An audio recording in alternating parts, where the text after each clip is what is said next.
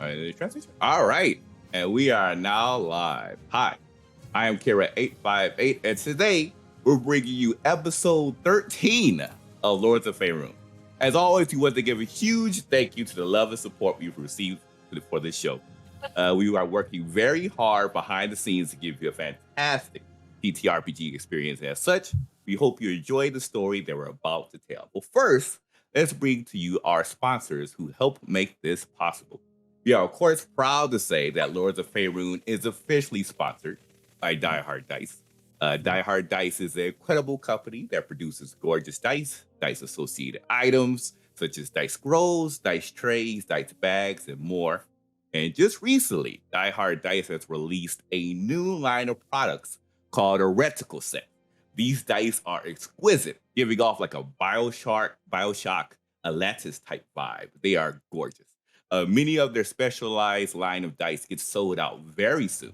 So head on over to Die Hard Dice and use the promo code Faerun, that is FAERUN, to get a discount off your purchase. Time to level up your dice. With that said, there may be a giveaway coming up in the near future regarding this dice. So keep an eye out on that on Twitter for more. Lords of Faerun is now partnered with Idle Champions. Idle Champions is one of the biggest D&D games around, and this week, a list of champions have been buffed to help push you past that troublesome wall.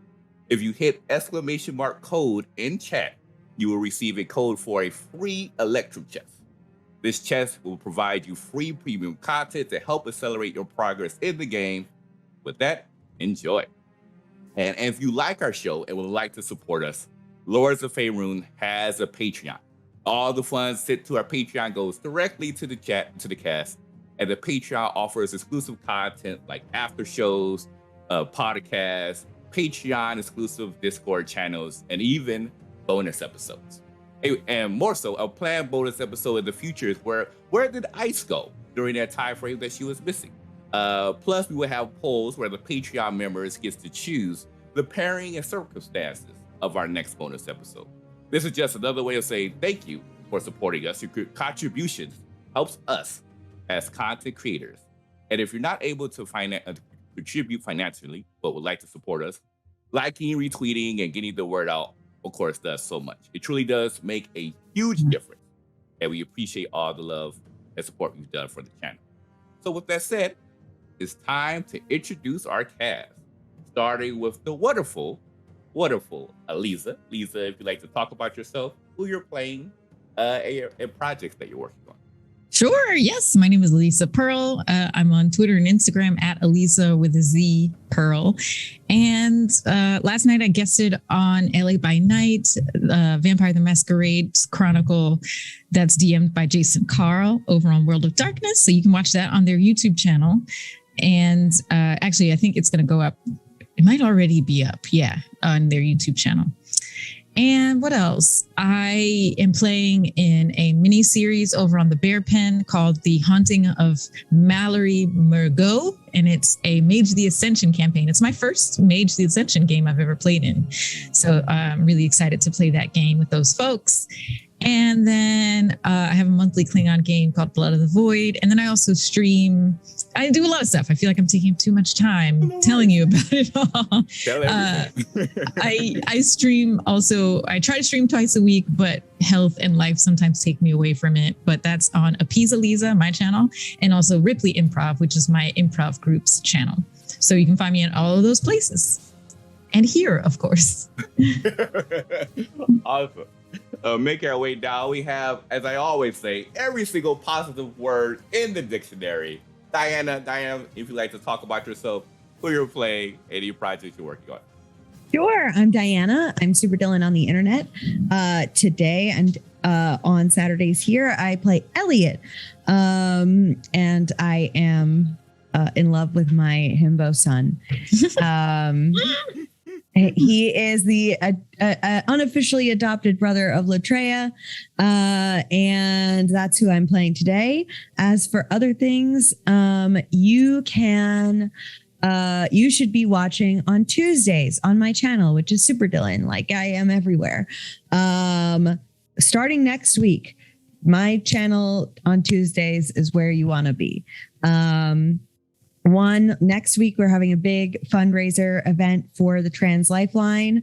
If you know Ginny D and Gabe James Games, you will want to check that out. We're going to play Changeling Lost.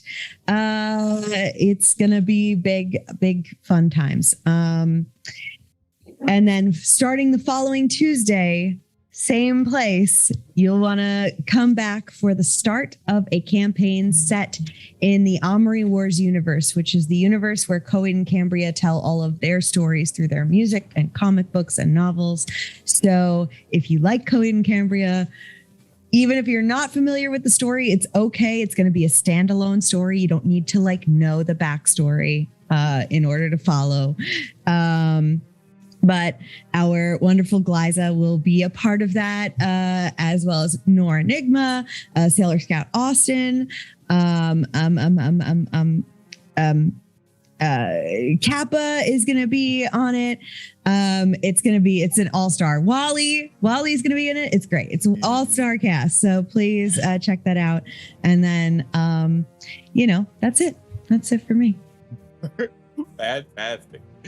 Making our way down, we have the wonderful Reeve. Reeve, like to talk about yourself, who you're playing, and projects you're working on.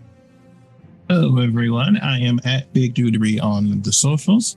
Today, I will be playing the lovely Avis Naquani, the Man with 1,000 Faces. And later tonight, I will also be in a Mage Season adventure, The Haunting of Mallory, as well. So if you want to see some kind of spooky stuff, come hang out with us there. I also play Ardris on Ravenwood Academy. So there's lots of fun things that I'm in, and I hope you enjoy all of them. Fantastic. And then, of course, we have the wonderful Glyza. Glyza, you would like to talk about yourself, who you're playing, and projects you're working on. Hi, I'm Glyza, a person with many hats. I'm a podcast host, a writer, a TTRPG player, an audio drama director and script writer. A lot of things that I'm working on, and I'm very excited to eventually share them with everyone. But the main thing is my podcast, which is called Classical Adventures for One. It's a podcast that delves into classic books and the impact that it has in all of media that we consume nowadays. As I mentioned earlier, I am also known as a TTRPG player who plays a lot of different characters, most of them with secrets on multiple channels. I'm very excited to bring about the character that is going to be in Diana's game. You're going to get your mind blown, basically, or I'm going to try anyway. But yeah, today I'm going to be playing not Helena this time, Sloon Haradri.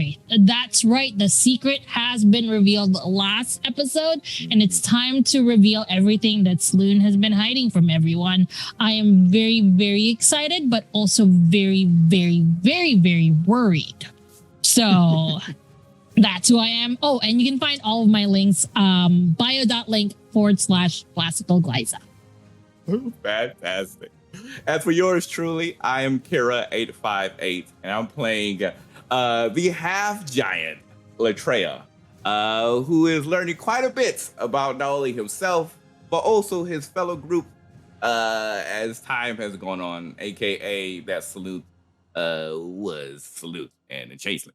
Nevertheless, of course, you can find me on here at Twitch. You can also find me at Twitter under Kira858. And in terms of projects, we definitely have a couple new projects coming along the way. One of the first big ones is Mage the Ascension, which is a campaign that is actually run by Ree, featuring cast members such as Sharif Jackson.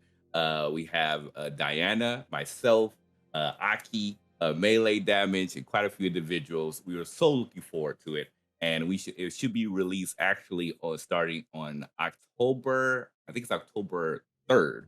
Yes, October 3rd is on our YouTube channel. So we're super excited to bring that to you. And like I said, there's been a lot in the behind the scenes for that. Secondly, we have another project coming up, which is a dear favorite of mine called Gods of Color, where individuals in the cast are demigods on the road to reaching godhood. And from there, you will see Glyza in the cast. You also see Melee Damage. You will see Cynthia Marie, my friend Brandy, Nerdy, and some guest stars of individuals you may recognize from the TTRPG community. I will keep that a secret for now. I may reveal it on the Patreon, in the future. But nevertheless, I am super excited for that. I am DMing that campaign. And so if you like Percy Jackson, but with a lot more color, you're going to love this. You're going to love this campaign. And like I said, we definitely have even more coming up in the near future. We're super excited for that.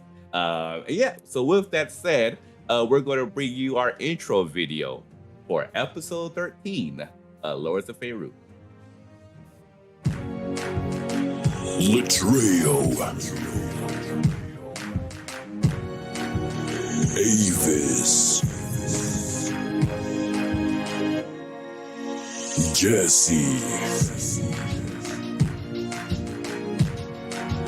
Helena, Ice, Elliot, Aliza as DM, Lords of Faerun.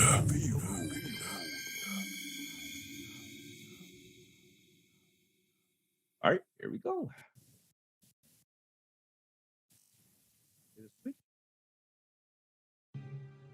All right, and we're now back. So with that said, Alisa, take it away. We pick back up where we left off last week. Sloone Haradraith, formerly known as the elf Helena, has just returned to the party with their dragon, but in a different form than what the party is used to seeing. Instead of the tall elf, there now stands a changeling. And the party takes this in and considers what this all means as Sloone introduces themselves to the party. You all have sat down to the giant hare that you all procured. Elliot, Ice, and Latreu went north up onto the glacier to hunt this hare and bring it back to just outside the diamond mine where you're camped for the night. So you all are around the campfire with a giant hare roasting on the spit, partaking in the meal, probably sitting in silence for a while, taking in what it means that this person that you knew has returned as a true form of themselves to you. And the night passes on. During the silence, after a while, I am going to get up and tear, like with a dagger, just like tear a big chunk of meat off of that rabbit.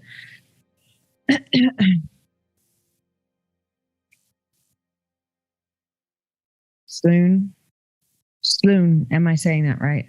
Yeah, Sloone. Got it. Eat something.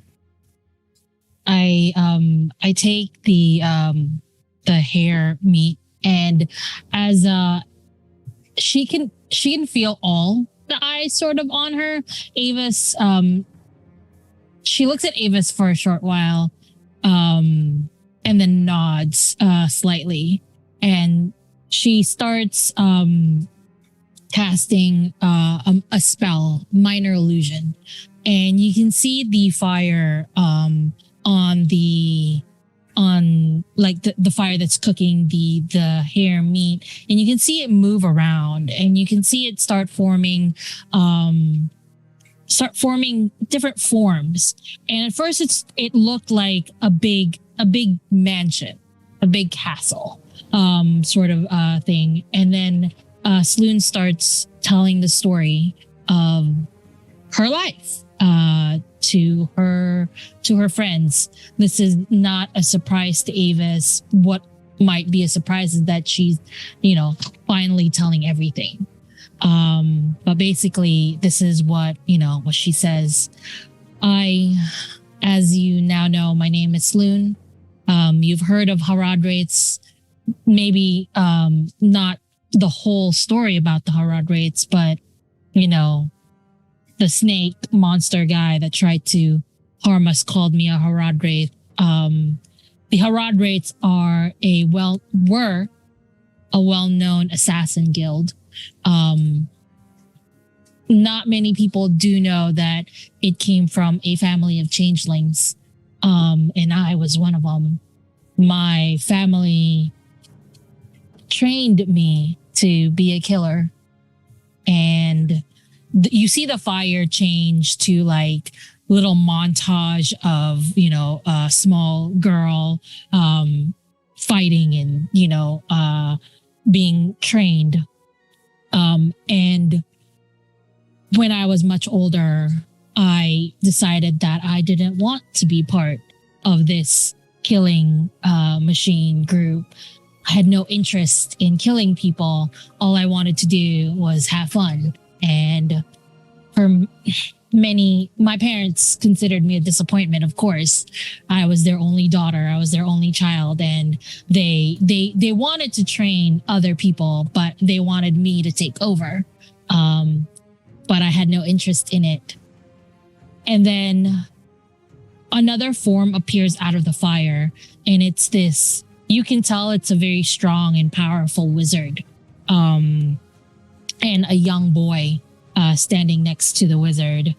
And then I say, this boy, for whatever reason, the family was paid to attack him. And they were successful. I wasn't part of it because, as I said, I don't enjoy particularly the family business. And I was away. Well, they successfully assassinated this young boy, not knowing who the father was. And then, of course, the father got mad, as most family members do, except for me, I think. They got mad, and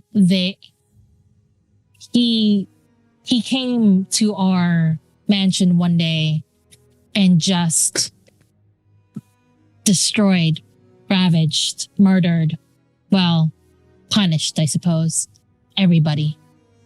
And soon there was no Haradreth in that city.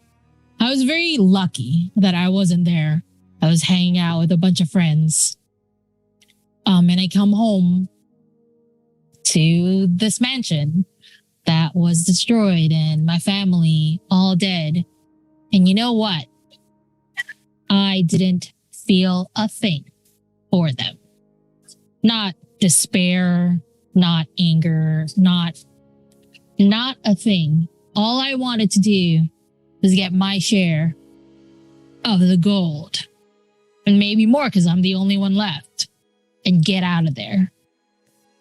For many, many years, I've been running away. Just thinking that, I could live my life. But then he started finding me. And he started this whole thing where I'm pretty sure he still wants revenge. I don't know if he would ever believe me that I didn't have anything to do with it. But for all these years I've been running, just changing my appearances. And you can see Sloan just changing to different forms that she's taken all these years. And finally she's back to Helena. What Helena looks like, and this is who I am. This is who you know me as. And this is actually the longest I've ever been as anybody. And that's who I am. And then she changes back to Sloan the Changeling. Well,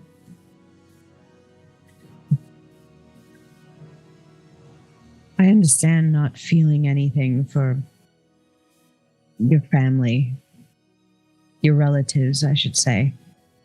I think we may know more than others that family is more about choice than anything else. But you've been with us for quite some time now. I just don't understand why you didn't tell us. It just got easier and easier to be hidden. Well, I didn't mean to hurt anyone. At first I said to myself it was because I was doing it to keep you safe.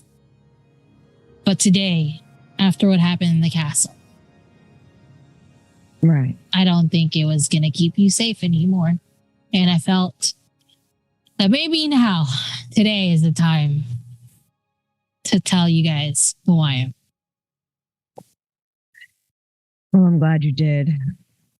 I don't mean to put any pressure on you or anything, but, in terms of convincing this person that you had nothing to do with the attacks, I don't know if you know this, but we could help with that. I mean, for goodness sake, Latreia has convinced dragons not to attack us. We have skills in that regard. And if it goes south, we have other skills as well, as you know. I do. Exactly. I've been trying to get this person off my back for so long, all by myself. I didn't think I would ever have any help in that area. Forgive me for keeping it a secret for so long. I've just been running for such a long time. I didn't know that I could stop.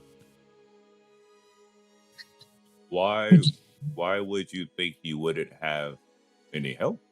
You all helped me during these times, as he points to the land around him in regards to Bassa. We helped Jesse in regards to his family and such. I think out of everyone around, we would be the ones who most likely would help you. And the circumstance, was there something that came up that made you feel like we would not help? Not anything, just the Harad rates are not well known. And I've had former friends, so to say, that have revealed my position or my location to this madman. And it just got harder and harder to believe that other people won't fall into temptation with him. He's very adept at convincing people that I am a danger and to give me up to him. He's a very powerful and angry man. We wouldn't do that. I know. I'm Do sorry. you?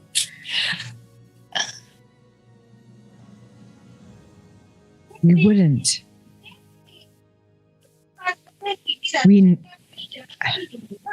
I assume, correct me if I'm wrong, I assume that besides the lie about your identity, that the person we've been traveling with and fighting with and your opinions and the things that you like and dislike and all of that, I'm assuming it's all relatively the same. Right? Yeah. The only thing we didn't know about you was your name, which is ultimately not really anything. Yeah. So we know you. So whatever he says. We're not going to believe it.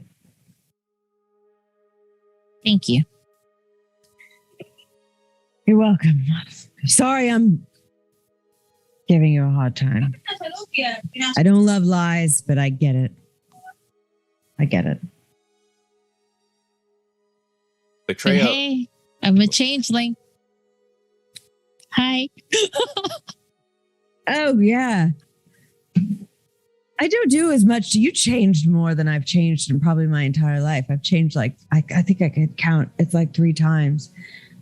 I don't know why. I don't really find I remember that there was a little bit of an issue at one point where this wizard was trying to find any changeling. I hope that didn't do much to harm you in any way at all. I mean, I'm still here.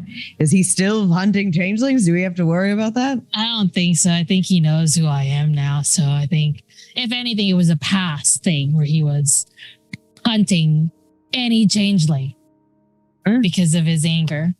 Well, I mean, I guess I could have used a heads up about that, but it didn't really matter, did it? So I think it's fine. And Elliot, what you said, it's very much true that you don't change often, except for when you did change earlier this evening to prove a point. Which was, it was, I believe Latreille was having trouble realizing that this was Helena. Got it. And so you and both Helena turned into versions of Latreille. Small versions. So, but besides that sounds right. Yeah, very much. Yeah. I mean, I guess that's I save it for when it's useful, like for convincing Latreille of what's going on. But I mean, this is gonna be fine. I mean, Avis knew.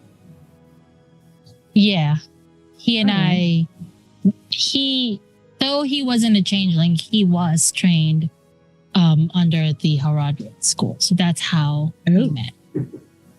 Are you in danger, Avis? Perhaps not. I'm probably always in danger. So no worries. Not in the wizard danger. He doesn't care about the non-changeling. Latreille placed his fingers at Avis. He was like, wait. Do you have secrets? Why do you keep leaving when we have family gatherings and such and happy moments? Oh, Do I have secrets, perhaps. But the answer to that question is no secrets. To put it simply, there are so many memories that for a very long time I simply wish to forget them. And, well, you all have a way of making me remember them. Ice looks at, do you carry your flute on outside of where do you carry your flute usually? Is it visible? Yep, just in front of the armor. Okay, and around your neck.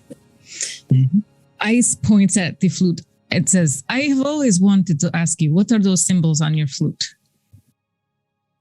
Is that secret? Can you tell us?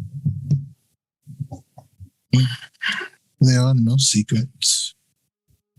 And he will take it off. These are very old magic, sealing magic that I have been unable to dispel or understand. But they are used to bind genies. I'm sure you've heard stories or tales of such beings that could grant your wildest dreams. Well, I can tell you they are true, though a bit exaggerated. And this one holds my father. I haven't spoken to him in a very long time.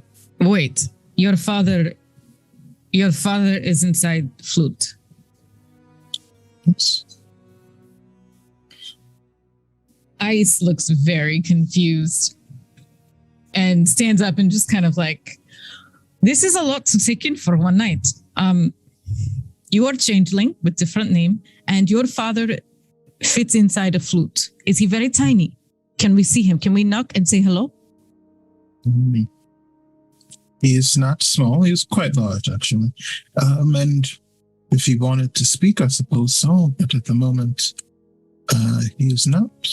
There are lots of things you can do with magic, lots of fun and interesting things. I'll have to show you sometime, Ice. But yes, to answer your question, yes, he is inside of the fruit. That is so cool. Betrayal kind of like grabs on to his amulet as he kind of like looks down at the item that his adopted mother gave him. And then when he looks up at Avis, he says, "Do you feel him when he's around your neck?" Not anymore. Did he go somewhere? I don't know, to be honest. There was a time where we spoke. It was partially due to him that I found my way to Slim's family, but, well, I suppose I should just start at the beginnings. Not too far from here, my family and I lived relatively peacefully, but the queen of that kingdom had a penchant for valuable jewelry and beautiful items, and she happened to enjoy the fruit that was my father's home. And, well, it happened before I was born that she took it for herself. And I, being the dashing and charming person I am, was able to find the fruit in her chambers without her being around, and not knowing what it was at the time, I took it for myself. And I spent the rest of the day doing what I did most, really, partying, enjoying myself, and disobeying my mother for what was probably the 100th time at that point. I didn't return home until later that evening, and when I did, our home was in ruins. You see, it appears the queen had found out that I was the one who took her valuable fruit and wanted it back. She took my mother instead, and instead of saving her, instead of fighting to keep her safe, I ran off into the forest. And, well, eventually I was saved by the kindness of others, and I found my way wandering. My father taught me a few tricks of magic to manipulate the song around us in the world, and eventually I found the Haradriths, who decided for perhaps some divine act of mercy from the gods or a random impulse to train me. Though I was not some changeling, I was unable to physically change who I was. I became very adept at pretending to be someone else. And, well, Davis, you are meant, was born. Became perfect at it, really. And well, are you saying that you're different? Who you are is different? I don't know, to be honest. I am someone who is adept at lying to the point that I can lie to myself and lie to everyone else. And once you become that good, you start to forget what was true. Be honest, At I that- love this. At that, Yuki, the dragons have been nearby among you. At that, Yuki who has been listening this whole time. All the dragons are. Yuki kind of perks up and peers at you a little bit more closely, Avis, but she doesn't say anything.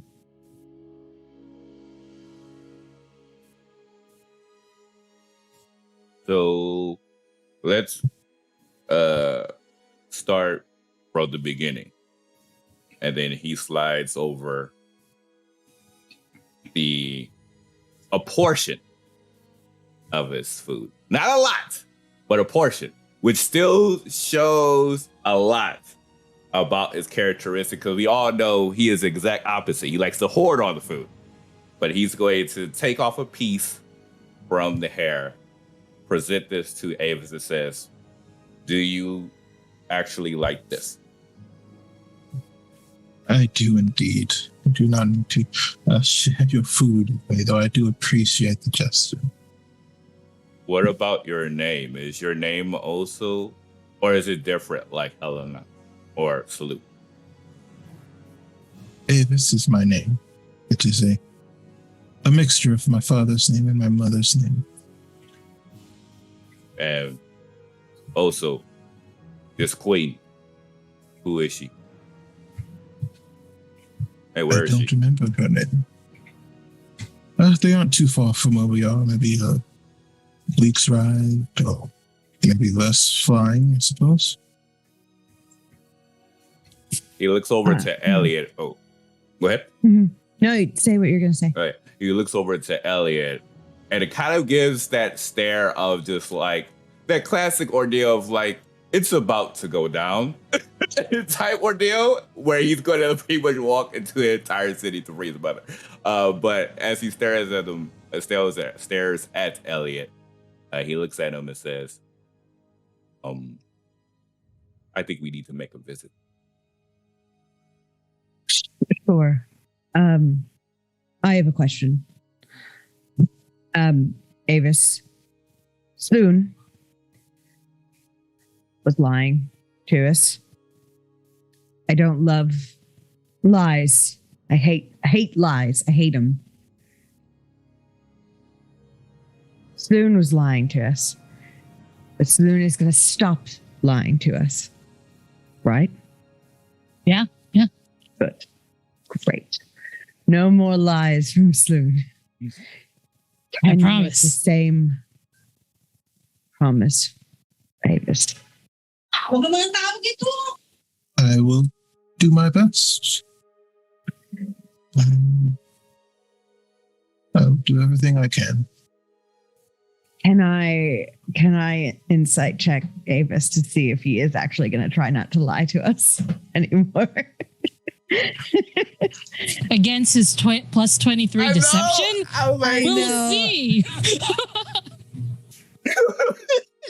He has a plus 23 to deception. No, he has a base. Minimum is 23. Minimum A is base 20, number is 23. Yeah. Okay. All right. I do have some proficiency in this, but not as much as I'd like. Let's see. I don't know if I can get there.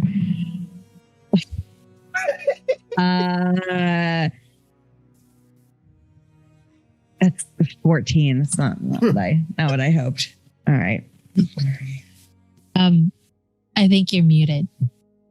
28. I mean,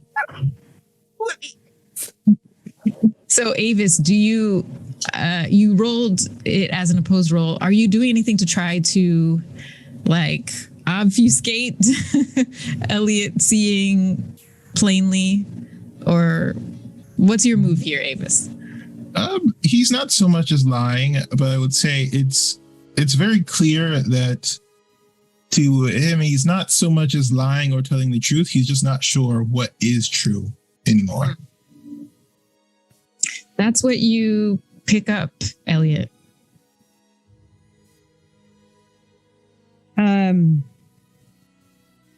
Look, I mean, God damn it, I really don't like this. But we got to work on it at least. We'll pull apart the bits that are true and the bits that are false, and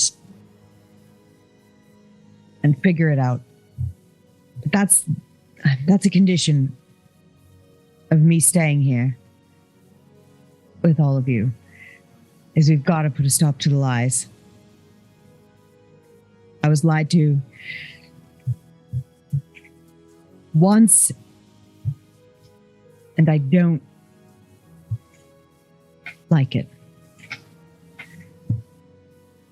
It's like All right. Is Latreia familiar of this instance, or have you mentioned this before by chance? You do. Latreia, you know that Elliot was lied to by the people who killed his family when he was very young. Gotcha. Now, so Jesse speaks up and says, now I 100% agree with what Elliot over here is saying. And I think this fella has a lot of wisdom. But I have Jesse. That is Yeah. so good. That is so good. I was like, wow, you nailed that to the T. Jesse. that was like, what? I wasn't ready. That was impeccable. Okay. But I have a follow-up question, Elliot, because you said that you were lied to in the past. Is that something you're willing to share with us so that we can maybe support you in that? Fine. I have nothing to hide about it. I just, usually don't talk about it. Latreia knows because Latreia knows everything. When I was a boy, very young, before I learned how to use this, and he points to his bow on his back. Some,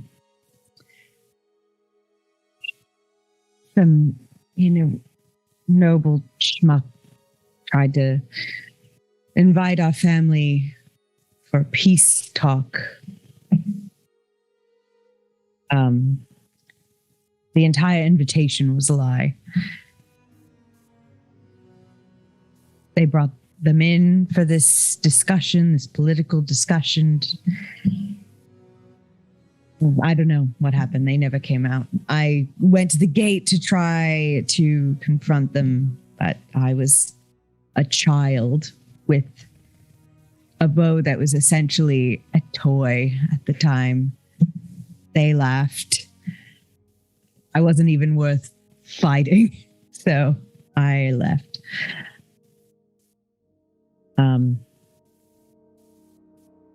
I assume that they invited them there to kill them.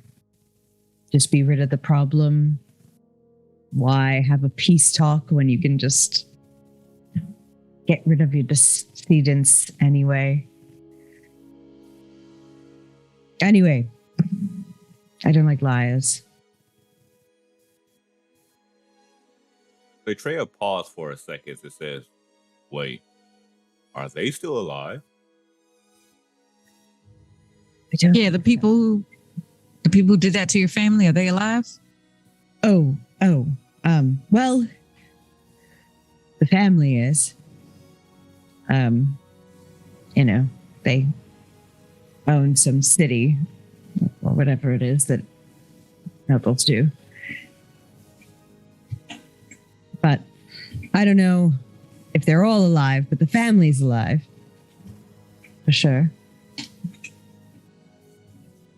You see Latreia pull out his hand, literally writing on his finger, using his finger to imaginary write notes on his palms.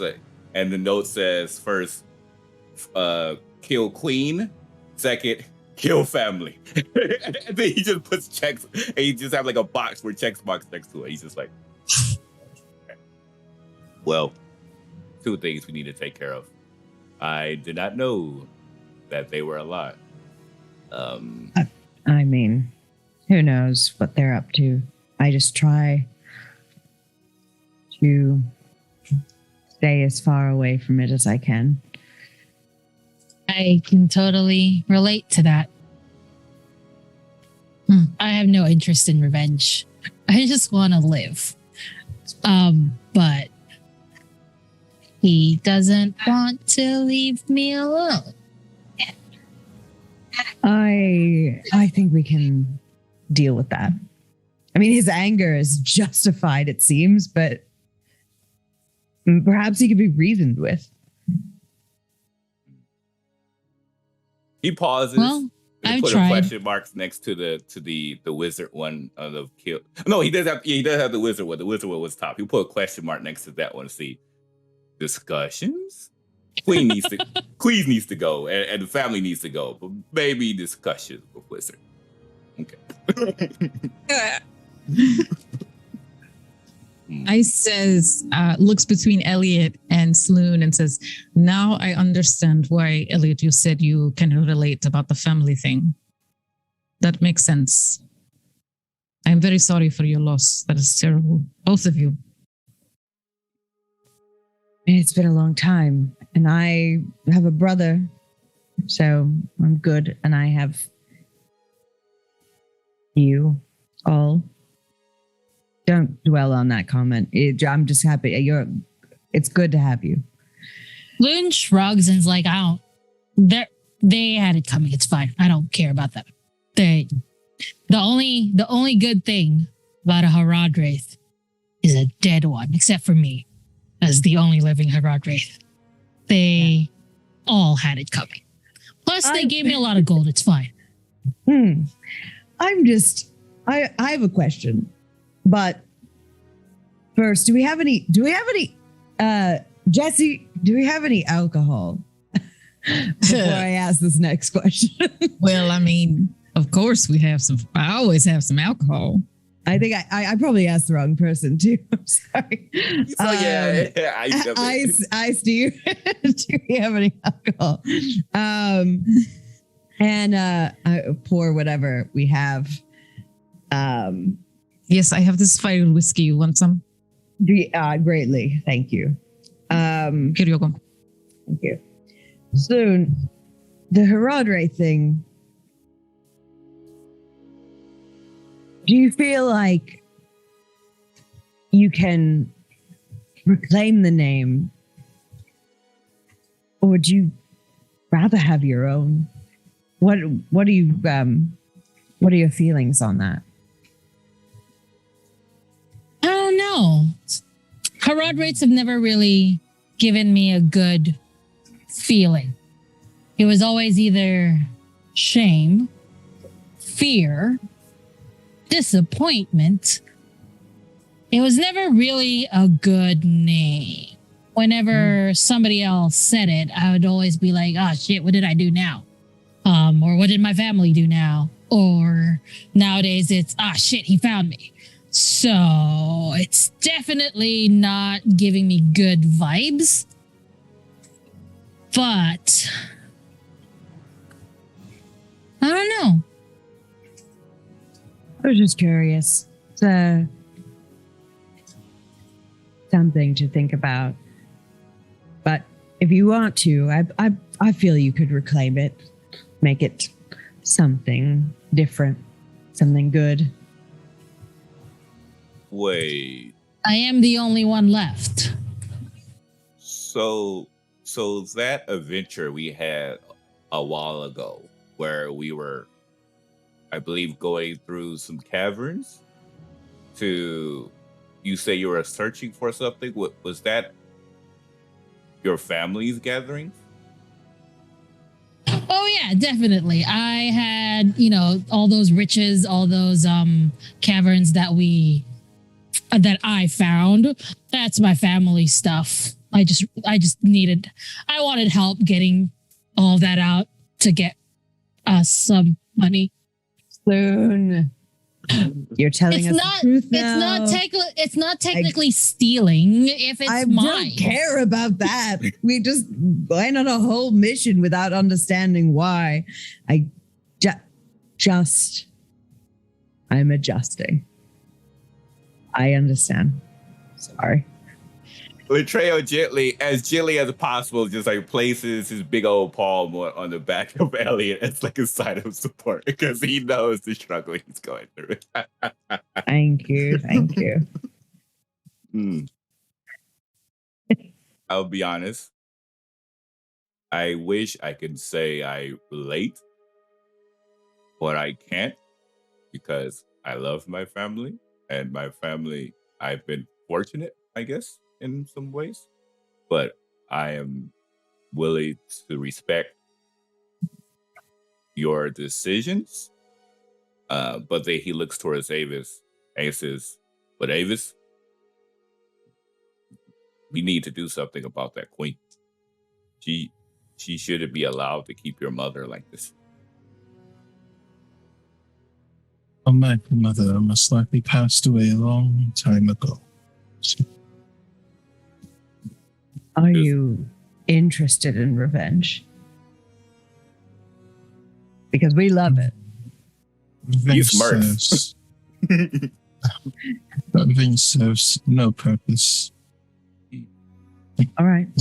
So I would like to pay respects to my mother, assuming they at least placed her somewhere respectable. Are you certain that she passed away? Normally I would tell you yes, with full confidence, but I will be honest, I suppose. I hope so, because if she didn't, then that means she suffered when I could have helped her. And that would be my fault. Loon can feel the threads pulling to another sort of adventure away from her destiny. And she is fully encouraging Latreo by saying, we should really help Avis, just to find what we need to find. And that is what Sloon is saying. That queen must die. Queen was definitely needs to be handled. We can't leave Vasa until that is handled. All right. Spoon. Completely abusing his tendencies. What? That's awesome. What is what's the most present threat?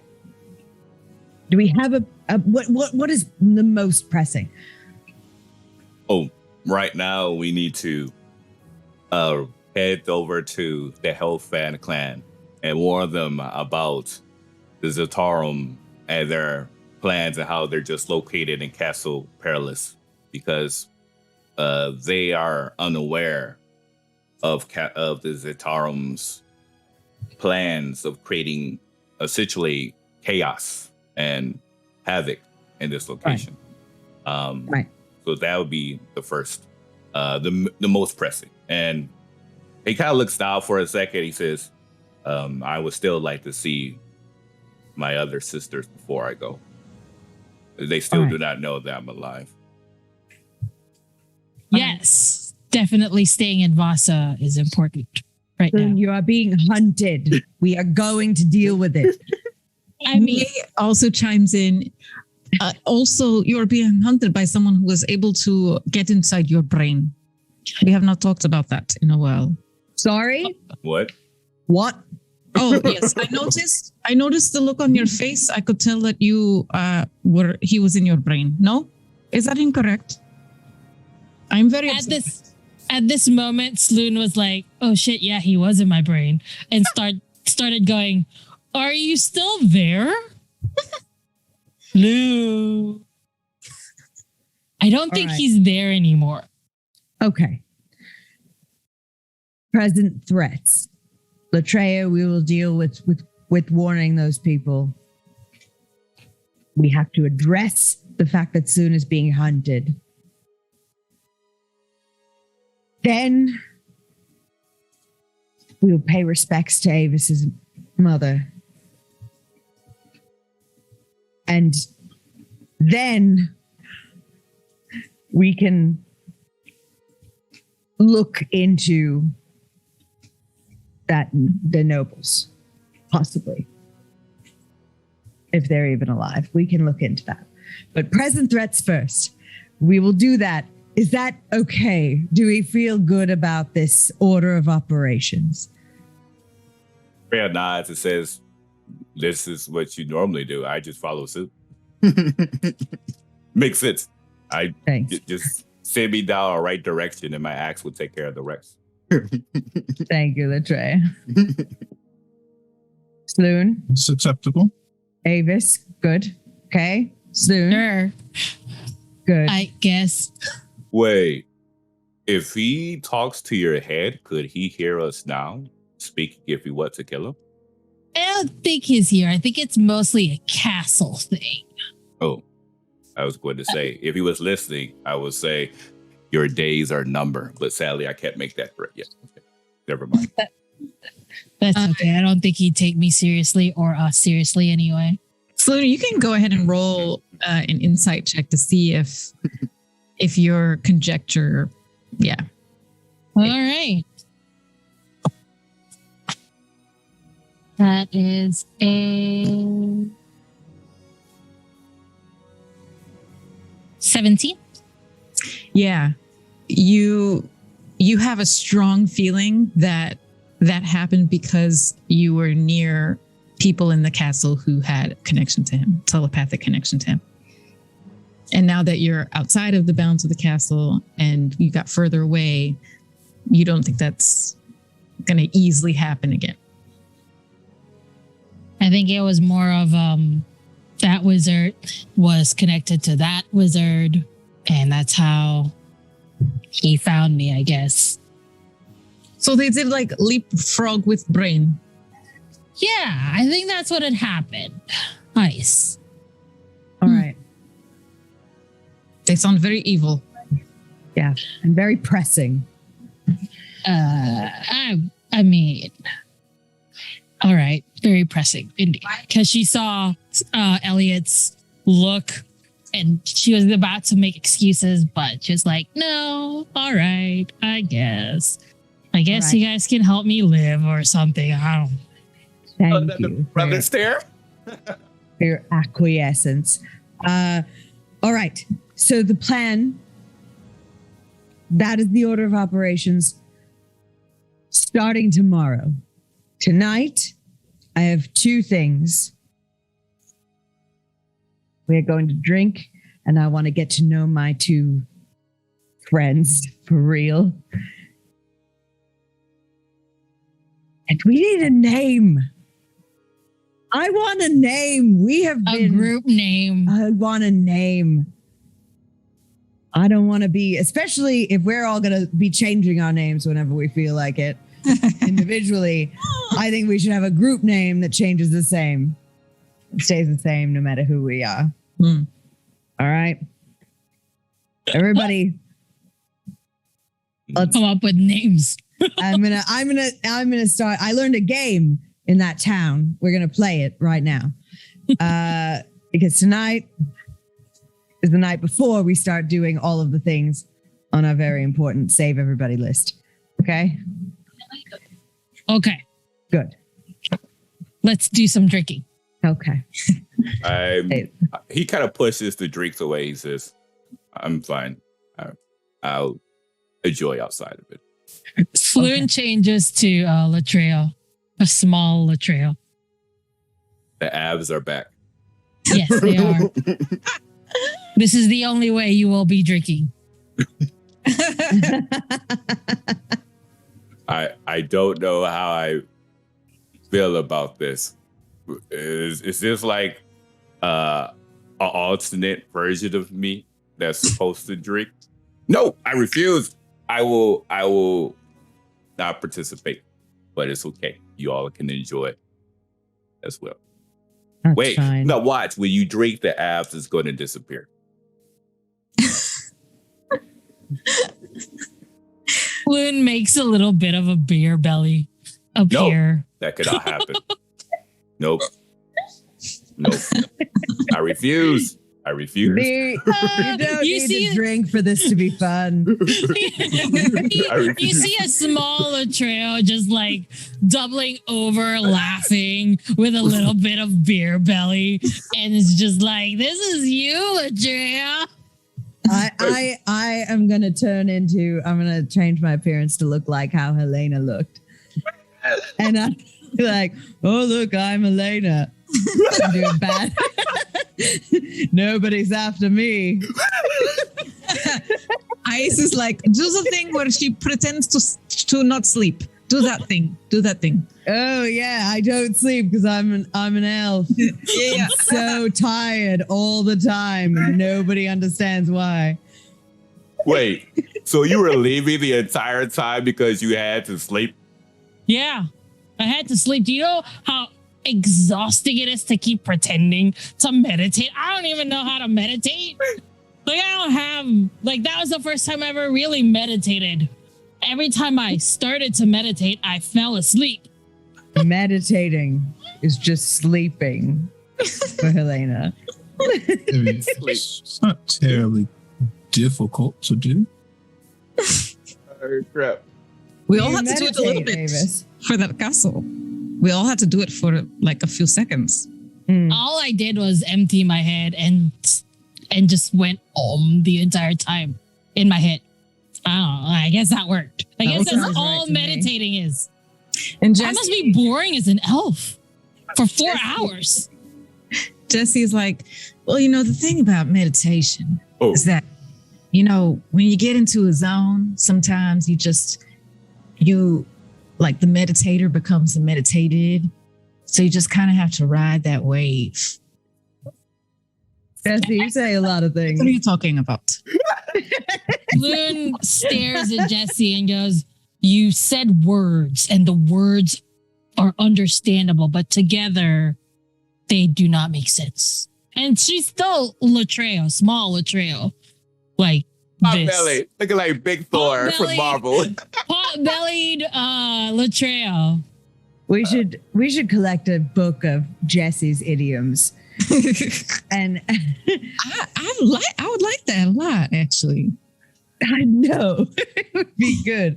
I think we'll work on that when we're done fighting all the people that want to kill us, and want to kill people that we know. All right. Cool name. Name. Avis. Sloan. Any thoughts? Not at the moment. I am personally enjoying this conversation about meditating far much more than I thought I would. Meditating boys. But we're not all boys, so. The The meditators. the meditators. Hold on. Something like that. The meditators is too long, it's too wordy. There's too much in your The mouth. medits. What about we just shorten it a bit? Meditating is something that you do in your mind, right? It's your brain. What about the mentalists? I feel like there's never been. The mentalist. Yeah, we're in your head. We're not. But we can we pretend to we be. can pretend that we are. And it'll be very scary. Not my strong suit, but what about The psych mentalist. retribution? Retribution. Vindicators. That's not. There's not even an article in front of that. It's just retribution. Retribution. Like What team are you? Retribution. Yeah. We're gonna come get you right now. it is very scary because if somebody is just like, it's coming, retribution is coming, and then they'll tell the foreboding of us. You don't want retribution coming. It's very threatening, actually. That might paint us into a little bit of a box. I hope we're not always seeking revenge. Retributing. Yeah, it does. It puts us into. Who are you gonna call? The retributors.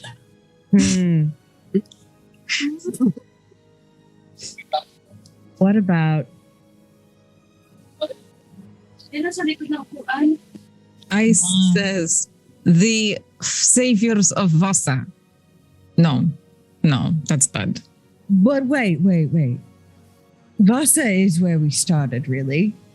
You know, where we became us, our truest form, our truest group.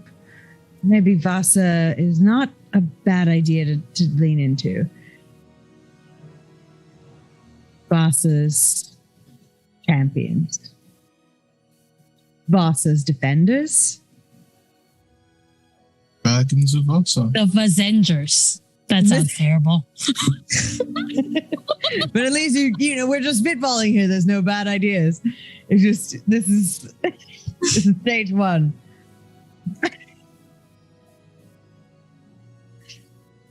I missed what you said, Avis. You said something. What did you say? The dragons of Vasa. The dragons of Vasa. We have dragons. Yes. We all have dragons, and we're Mm. from Vasa. Mm. I love it. Mhm. Dragons of Mhm. Vasa. Dragons of Vasa. Dragons of Vasa. Yes. Mhm. I like it. I like that. Yeah, I like that. I like that. It has a nice ring to it. Avis. Spoon. Betrayer. He holds up the meat. Ice. Ice. Jesse. The dragons of Vasa. Dragons of Vasa. Dragons of Vasa. Awesome. And with that, we will take our break. Yeah. That was awesome. That was awesome.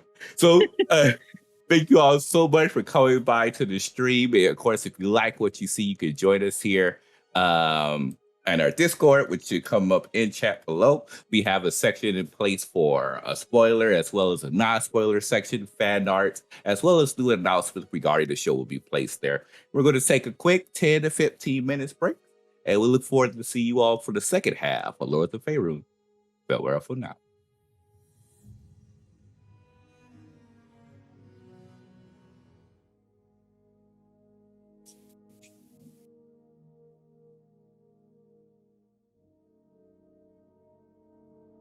All right, and we are now live for the second half of Lords of Faerun. So with that said, Aaron, take it away. I'm sorry, Eliza, my apologies. Where did I get Aaron from? I was like, oh, Riverwood Academy. Sorry. I was like, did my brain fart out for a second? Mine did. It's definitely a short circuit because I was looking at the mixers. So sorry about that. Elisa, take it away. All right. So a toast was just made to the Dragons of Vasa, the new name for this group. Can you hear me? I'm not muted, right? Okay. Yeah. Right. And you all spend the rest of the night celebrating, drinking, reveling, in excitement, and also in this kind of shared feeling of mining the past. You all have shared really deep revelatory things about your past, and you found some things that you didn't realize you had in common. There's been a lot of loss of family members. There's been death of family members. There's been separation of family members. There have been lies and deceit in people's past. And these things have all shaped you in some way, shape, or form. And this party tonight at your camp feels like a renewal of this bond. And the seal of that bond, like the wax stamp, is the name Dragons of Vasa. Now, the next morning, the sun rises over the plains of Vasa. Please, can Yeah. I'm so sorry, but before Yes. the next Oh, morning yeah. comes, Mm-hmm. I just want to say that as I fall asleep or pass out from the drinking, I will just sleepily fall asleep and say, "Oh, look, I'm going to meditate." Little giggles and snickers kind of like throughout the camp as everyone settles down for the night.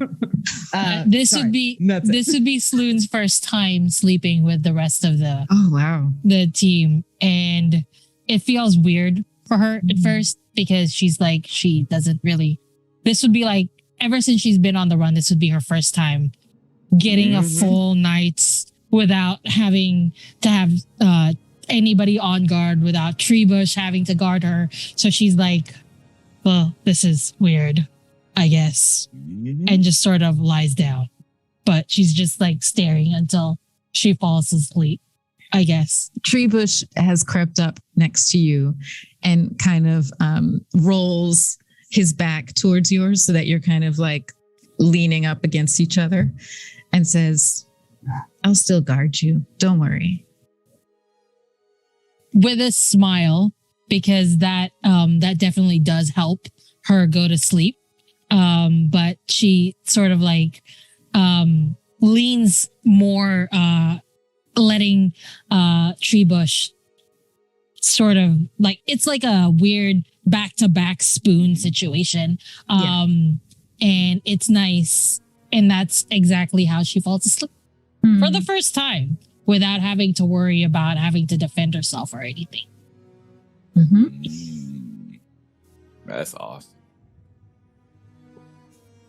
And it is a quite peaceful night. You just hear not too far off the bustling of the diamond mine.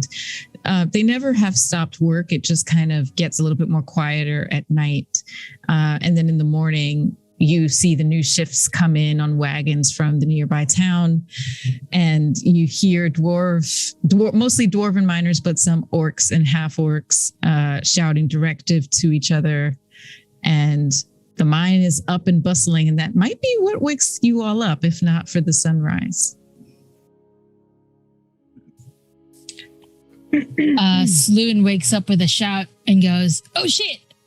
And then she's like, "Oh wait, I don't have to worry about that anymore."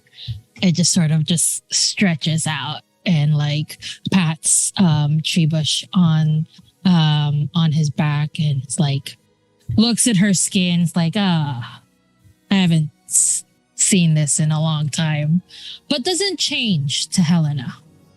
I think she's gonna be Sloan for a while.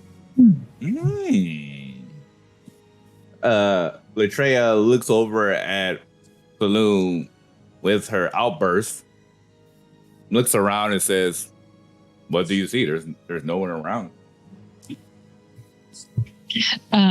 Sloan just like shakes her head. "No, it's okay. It's just the first time I'm sleeping with a group.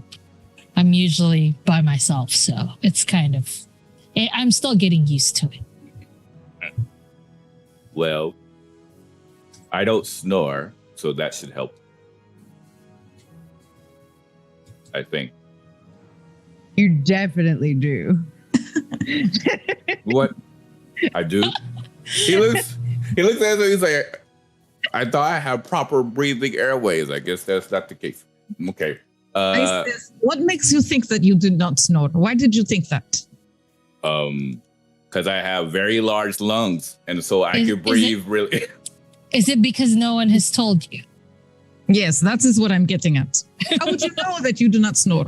You just thought you did not snore, and no one told you. You. Yes.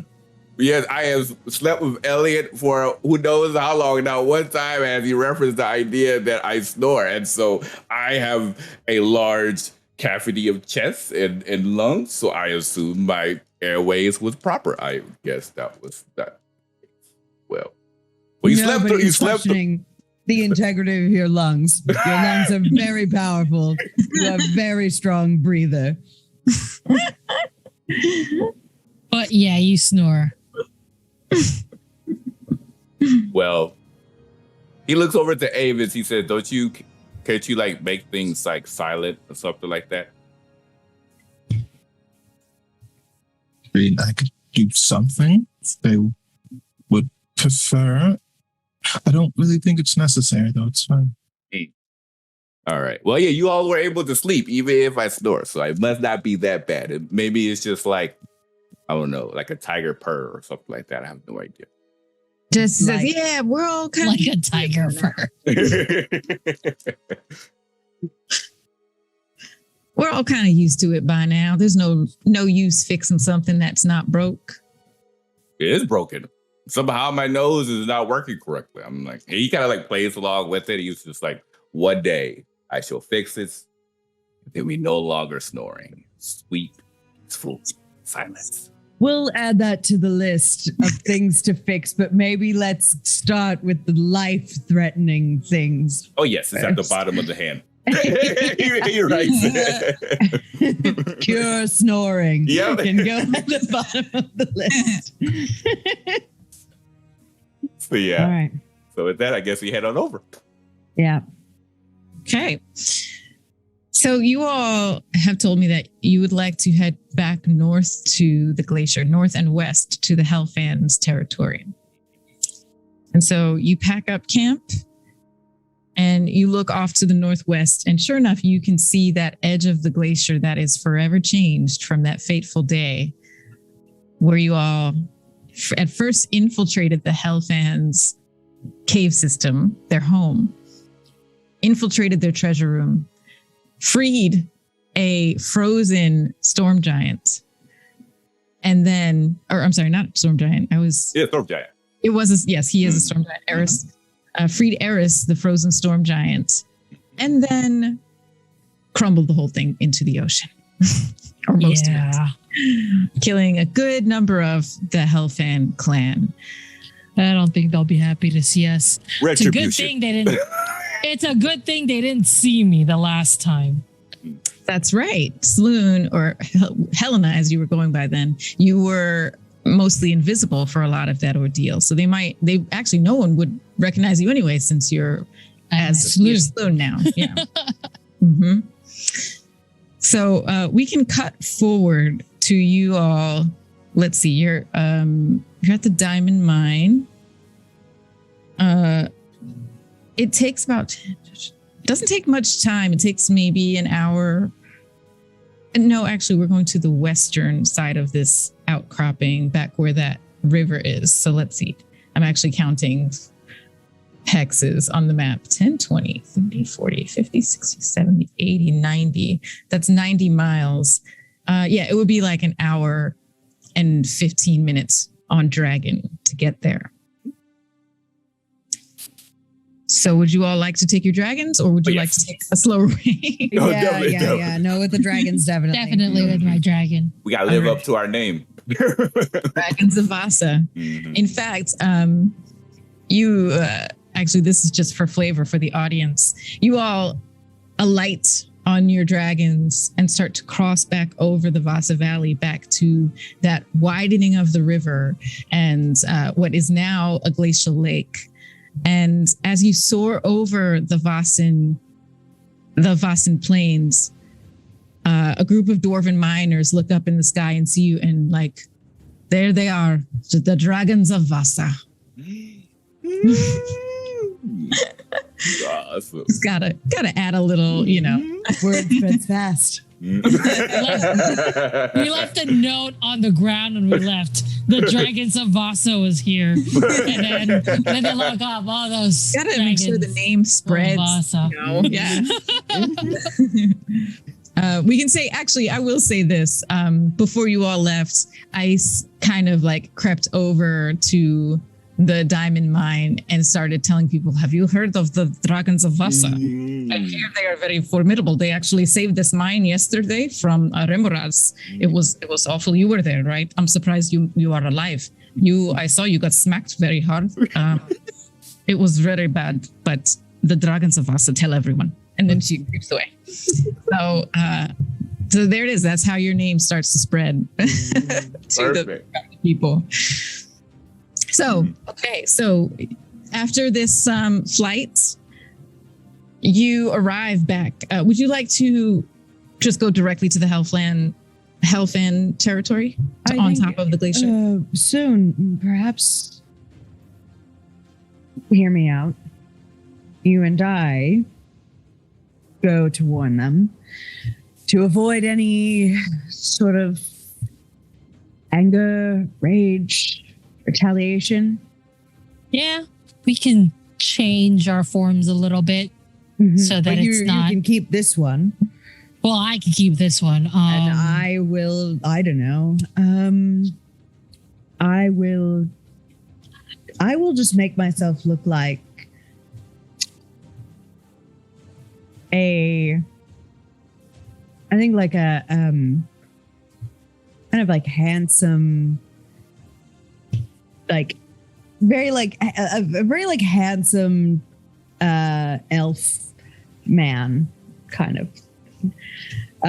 Not like look like a fighter from a storybook, not like a real one. Like someone who has like a little glisten in their teeth and like all of that. If you're going to be an elf, maybe I should be an elf too. It's not like they know Helena because I was invisible the last time I was here. Oh, they don't know Helena. Oh, okay. Yeah. Why not? Why are you so shiny right down to this? Elves are not, like, it's not a thing. What's that? They look too, it looks too shiny. Elves, I don't know elves that look that shiny and pretty, I suppose. Is that a thing with elves you all know? Well, I don't know. Helena was the only elf I really knew. Sloon is now changed to Helena, and she's like, "Oh yeah, all elves have that weird thing." That is absolutely not true. That Very is shiny. I just completely accurate. Elves are totally shiny. I don't know I what you're just wanted talking to about, give off- Avis. I just wanted to give off an air of like importance, so they would believe us. And then Helena is now shiny as well, just to prove a point. Yeah, see? As somebody who's been an elf for such a long time, we are shiny. I was born an elf. My mother is an elf. Not Maybe shiny. you just didn't get the shiny gene. So do your teeth do the little sparkle? Not at all a thing. That Like is anime not all elves. a thing. Yeah. Yeah. Smile. So Latreia looks over. He says, "But we've already established somewhat of a peace treaty. Well, I did when I talked with them. We agreed upon neutrality, and that's why our dragons are able to join them if they desire. So conflict, I don't believe should persist as long as no one attempts to threaten them. And I have no reason. No. I agree with you, Latreo, but they still do think that we killed a lot of them. So if as much as possible, we can try not to, present our faces, if that's okay, just so that we don't, anger them and remind them of their loss, maybe. You think they would Be trust fair with us? Yeah, that's my concern. I thinking as someone based upon warriors, I trust someone who I fought in combat and either won or lost versus a random individual who came across and tried to provide words, especially those of their variety who may just come down and smite you and not trust your words at all, per se. Sloon basically stands up. Are you saying you can't trust me? Ping! With a smile. I do not. I am very tempted to turn you into a cat. Oh, wow. That's rude. That is rude, Avis, after all we've been through.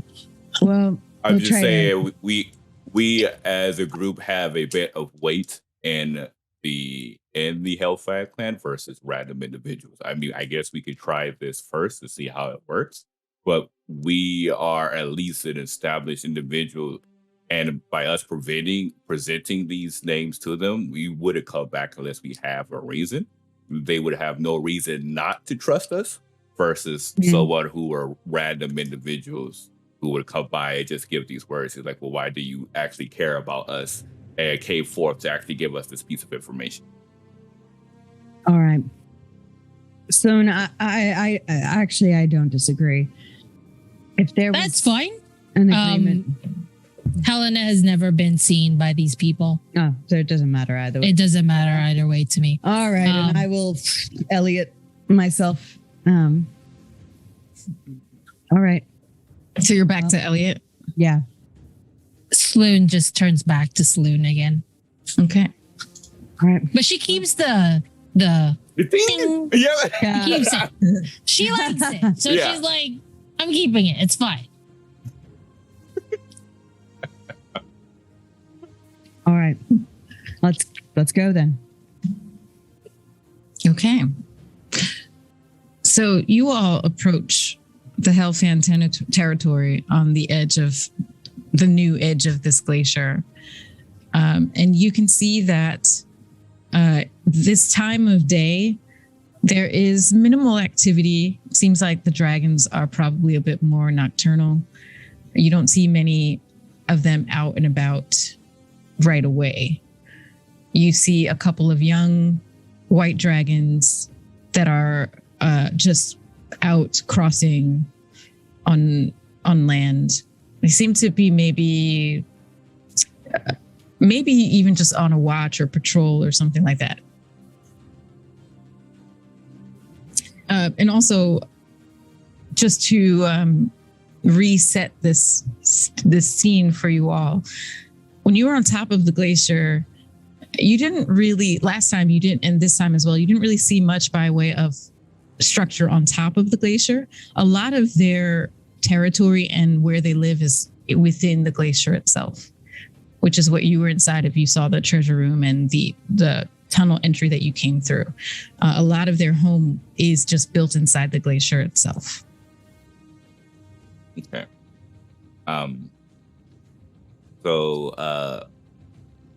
I guess when he sees the groups of individuals, he was like, well, let's see if our words work. And he'll just swoop on down to where the young dragons are.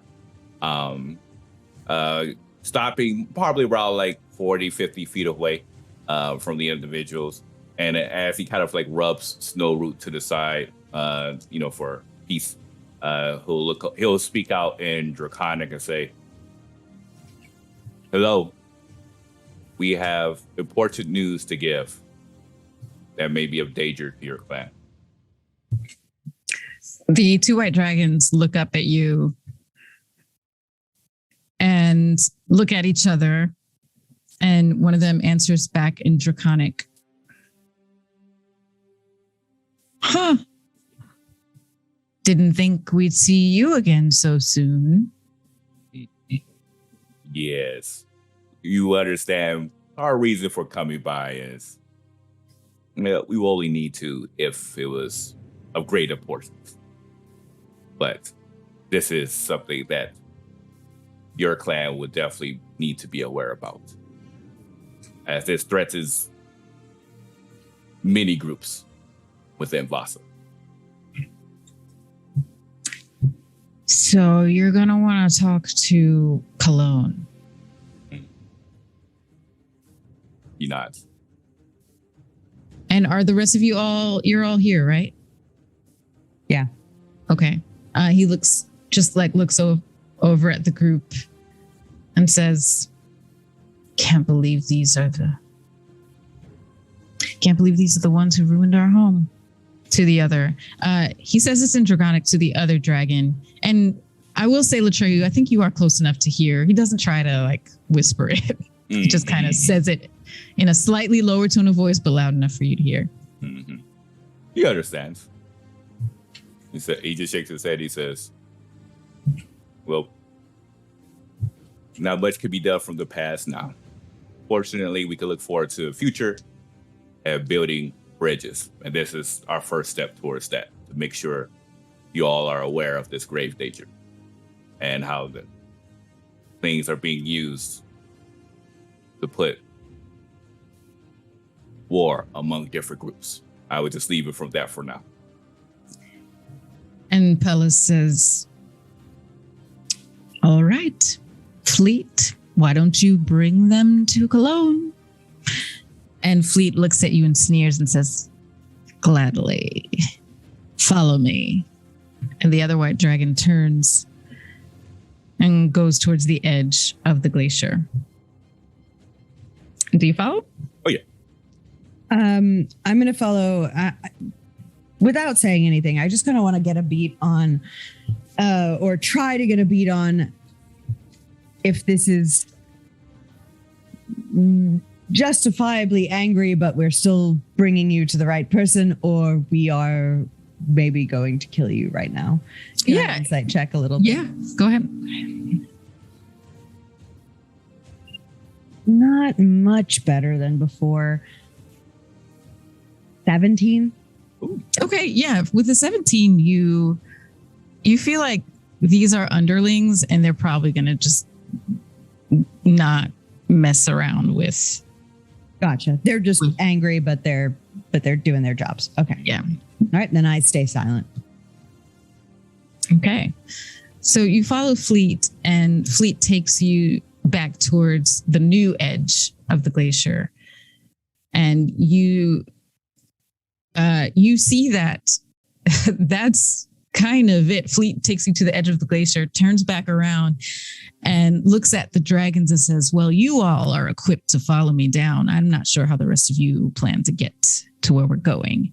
And then just turns back around and takes off over the edge, and then turns around and hovers, and just kind of with his wings flapping, and says, care to join? Yeah, how large is the leap? Well, he jumps off probably about not too far, like 30 feet away from the edge. And how far down is it? Well, if you do want to look down, do you want to go to the edge and look down? Mm-hmm. So yeah, you go to the edge and look down, and it's kind of hard to actually go ahead and roll me perception. Okay. First roll. Here we go. Yeah. Okay.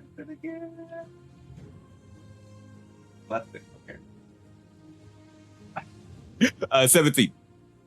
Okay. So maybe it's because of your height.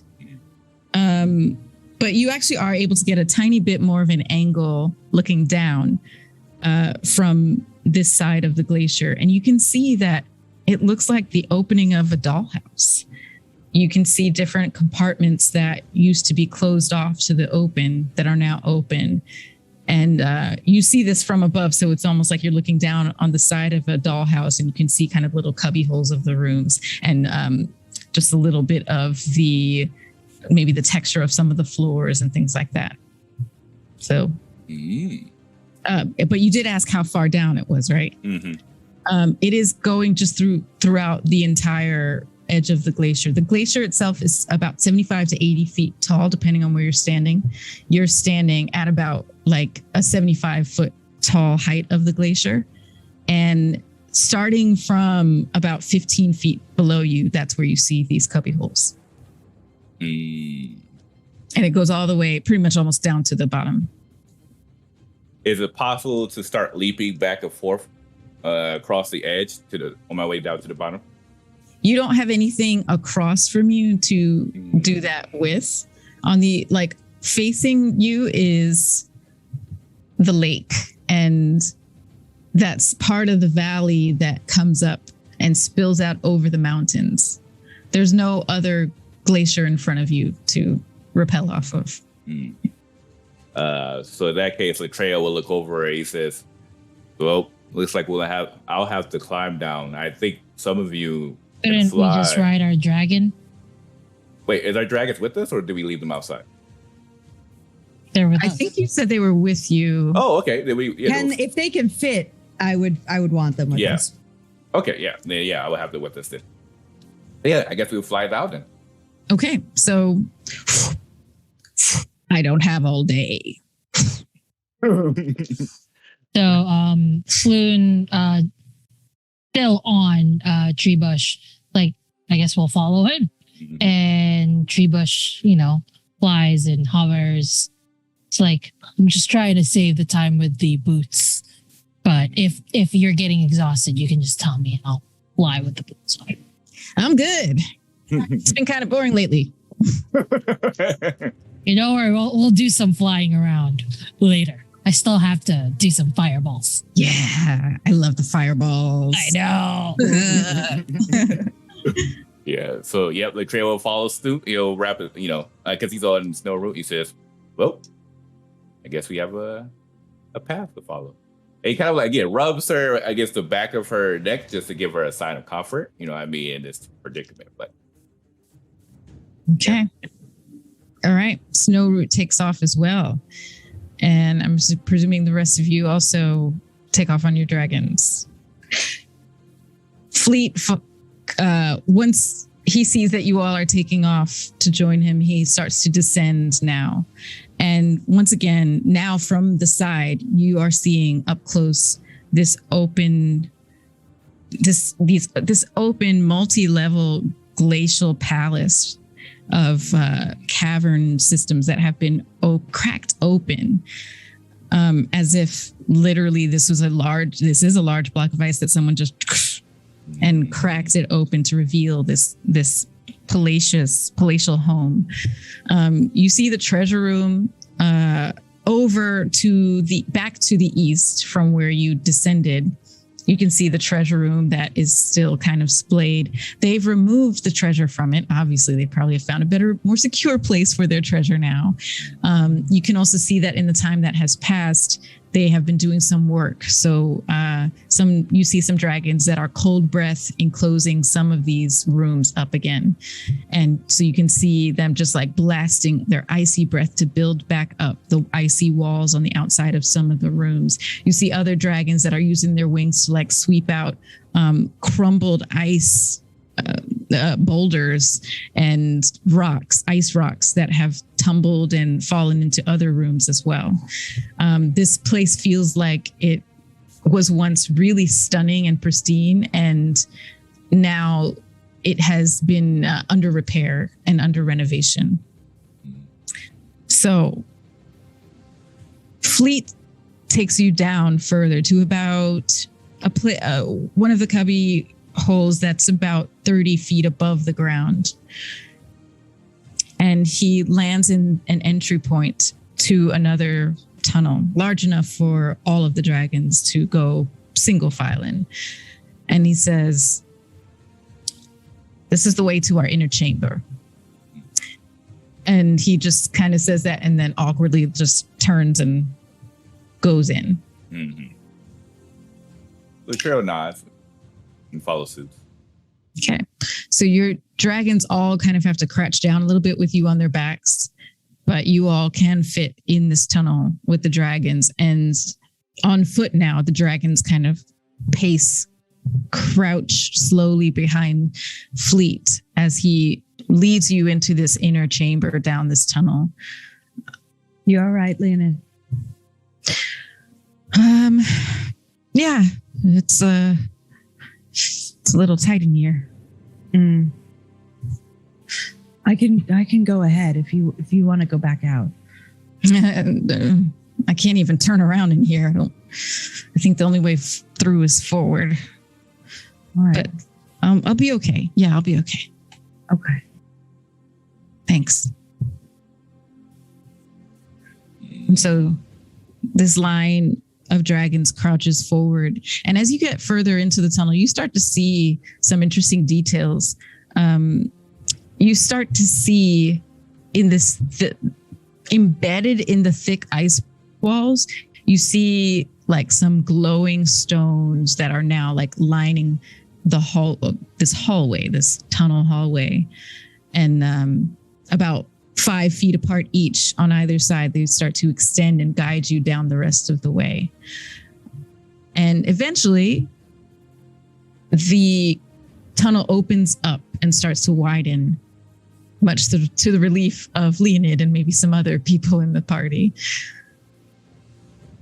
And Fleet leads you into what now is the most of the dragons that you've seen since you've been here.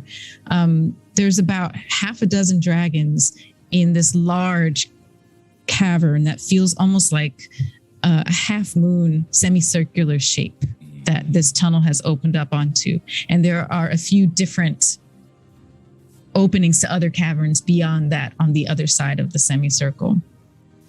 You notice that these dragons are surprised to see you. They look up. Some of them stand up. Some of them turn their heads and then just kind of and turn back to the conversations or the work that they were doing. And how are you all? Did you say how are you all? Greetings and salutations. Elliot is just going to like give a defensive bow, like kind of like a hands up, like I come in peace bow. Faerun just hugs Treebush's neck and just like, keep moving, look forward, don't pay attention to anything. But Betrayal has not changed a whit. He's just like, Moop.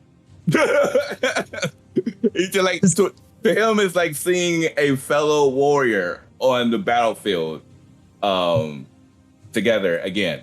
You know, what's over is over, the battle is done, and now it's time for a new. But he just sees it as, for him, it's just normal. Like, he doesn't have any like concerns or reservation about reporting to these folks. The past is the past for him, for that part. Avis is reclining on the back of Yuki. Pretty much chilling. Hello, everyone. Yeah. Just like So different. go by. Yeah, there is this sense of being behind enemy lines for the first time. Former enemies, tentative peace treaty alliance, possibly. Yeah, there is that sense in the air. And that is also why these dragons, some of them they see you and they react indifferently, whereas they might not have, they wouldn't have reacted indifferently a week ago to seeing you as strangers, as infiltrators. But then for you all, there is also perhaps the sense of, look how normal and intricate their lives are.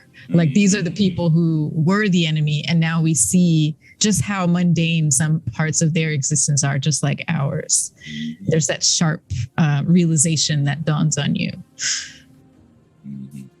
And so Fleet guides you through this semicircular kind of what's that word? No, not vestibule. Not lobby. Like a Atrium? rotunda. I'm thinking like the room that opens up to other rooms. Front room? Atrium? Like a foyer? Foyer. That's- I think. yeah. So he leads you into the semicircular foyer, and he actually looks at another an adult white dragon that is standing sentry in front of the center cavern. And he says, Is Cologne in with the Ancient One? And the sentry says, yep. And the sentry just looks you all over and then gives Fleet kind of a, what is going on look. And Fleet says, I know, and just walks past. And the sentry just stands there, watches you all, but doesn't do or say anything else as Fleet leads you into this inner chamber. And once again, you all are kind of like, you take in the beauty and detail of the Hellfan's home. And this place, since it is deeper and further into their home, multi-leveled cavern home, doesn't seem like it was affected by what happened up above. It seems like maybe some seats that are carved into the ice, or perches really for the dragons to perch on, that have the air of like a council room meeting. And in the center is the biggest perch of all, where the Ancient One even now sits and rests. Cologne sits off to the Ancient One's right, conversing in low tones, relaxed. There are, once again, those glowing stones embedded in the walls. The floors have these embedded gold and silver coins. You get the sense of like detail and wealth that has been there for generations and centuries. And these dragons, these white dragons in particular, have been labeled as more animalistic, but you don't feel that. You feel that when they like sneer at you, because they do that a lot, but the details in their home tell a different story. So as you all pile into this beautiful chamber room that has a lovely high ceiling and these embedded glowing stones in the wall, the Ancient One and Cologne turn and look at you. And Fleet stands at attention and says, Ancient One and Commander, we have visitors. They requested to see you immediately. And Fleet steps aside very formally, and then gestures with his wing towards you all. Betrayal will hop off a snow root once again, rubbing the back of her neck, and says, hello. And of course, all of this is in Draconic. And he will say, hello. we are here because we have discovered some dangerous news that involves all of the creatures here at Vasa. It seems that a organization known as the Zatarum has been attempting to cause war among different individuals in this organization. And he'll take out the scroll that gives information regarding their plans and heads it over to Fletch. He says, if you please give this to them so they can take a look. Fleet takes it Fleet, yeah.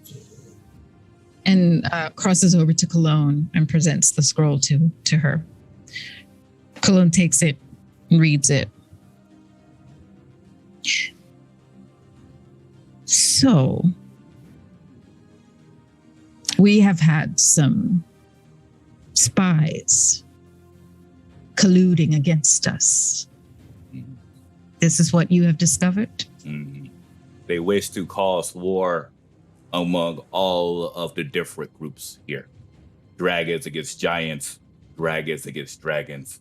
And once all of that chaos has erupted, they wish to swoop in and eliminate the remaining remaining parties, and take over it for themselves. So all of the causes that has happened in the past has been because of them. They have started all of this and will not stop until anyone non-human has been removed from this location. They have a castle not too far from here called Castle Perilous, surrounded with powerful magical barriers that, without the proper keyword, was impossible to grant entrance into. And he'll state the word. He says, I would like to remove this castle off the face of the planet, especially because this castle also seems to house the dragon Prince Orcus. But nevertheless, this is the main location where this Zatarum spy resides. And if they are not stopped, they will continue to cause havoc and friction among the different groups here in Vasa.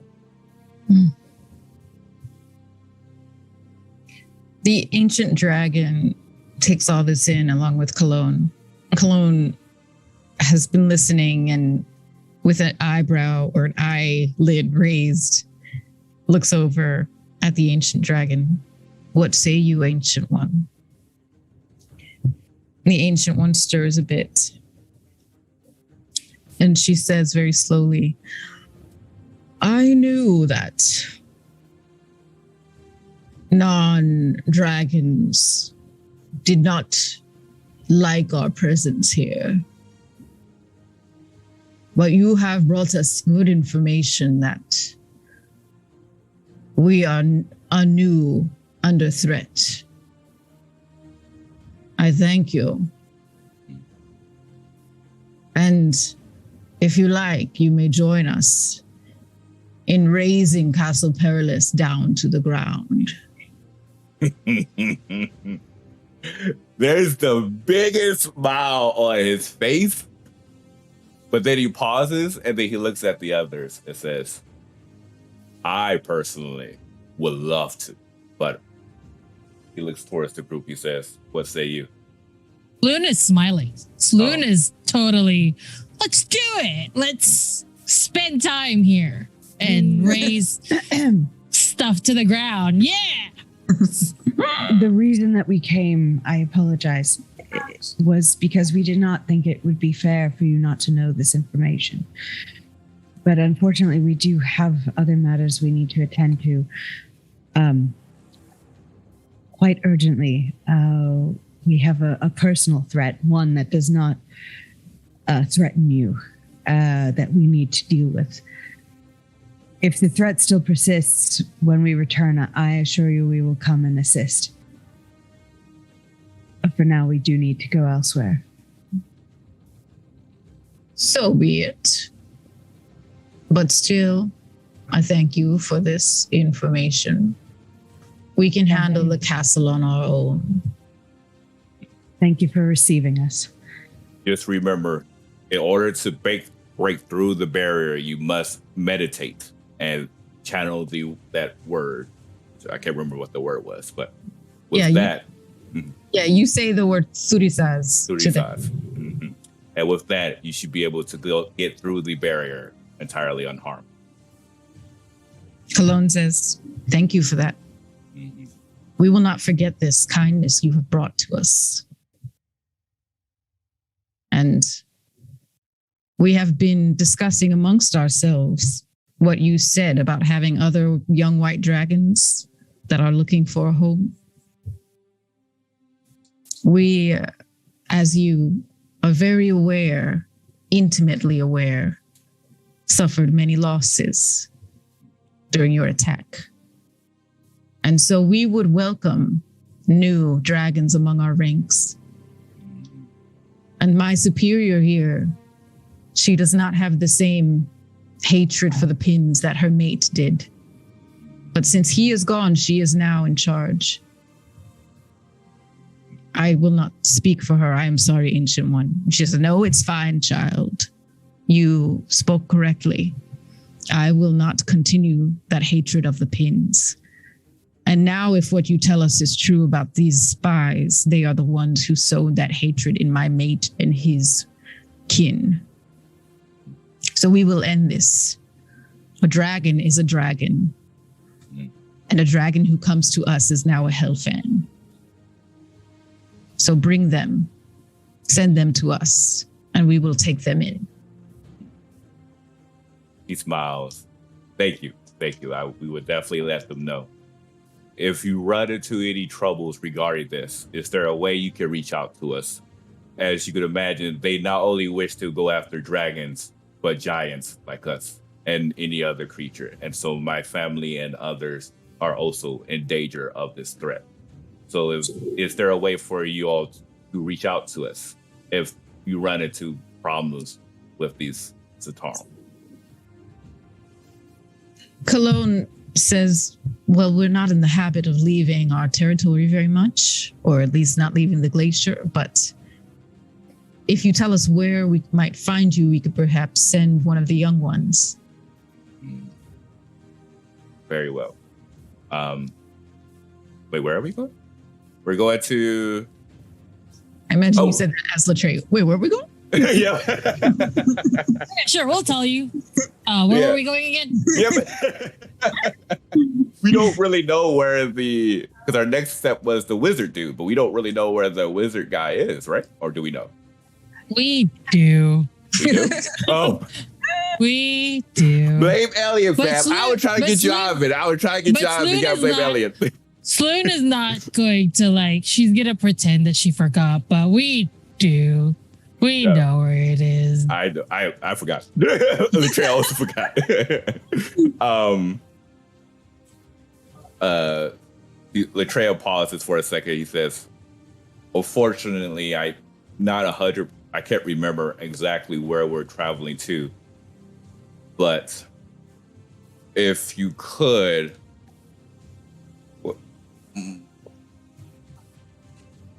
I don't know anybody who knows sending, huh? In Vasa. Do I know someone who has sending? The spell sending? If you, let's see. In Vasa, I'm trying to think of who you've met.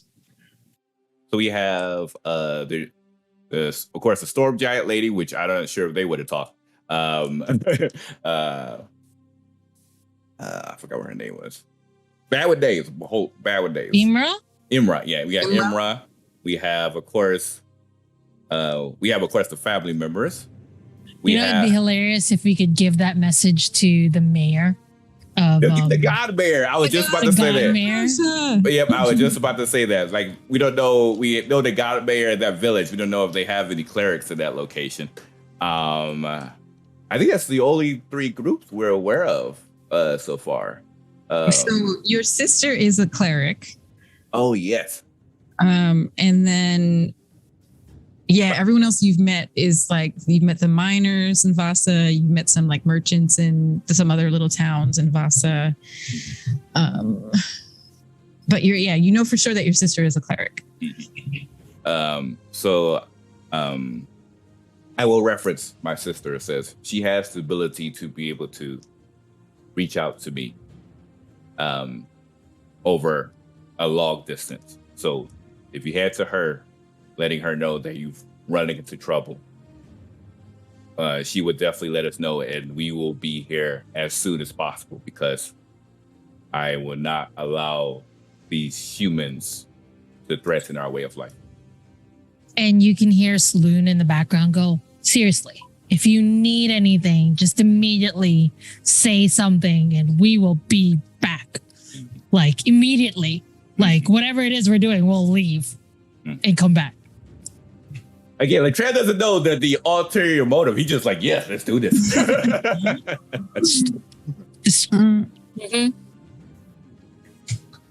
Okay. Cologne says, well, thank you for your return.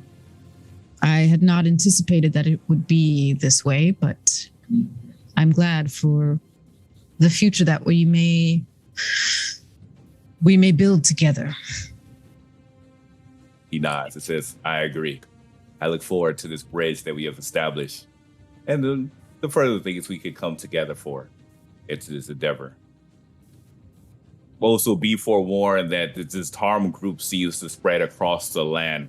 So even if we eliminate this group here, others may come back to sow seeds of distrust.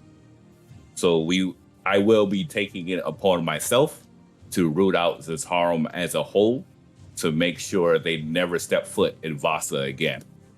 But I just would like to forewarn that even after this castle is burned to the ground from your frost breath, that others from that organization may come by to continue the work.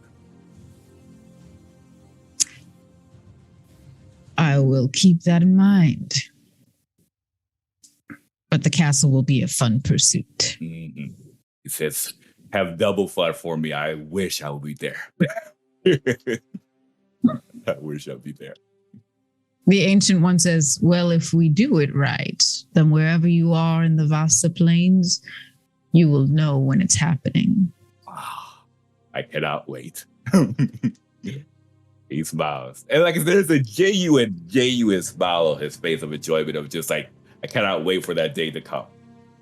He says, well, if I may. He looks to the others just to see if there's anything else they would like to say. I keep quiet. Okay. In that case, he says, well, in that case, we're going to head out. As mentioned, we have a personal endangerment that we have to address, but not a big deal. I wish you safe travels and glorious victory, or it's about to come.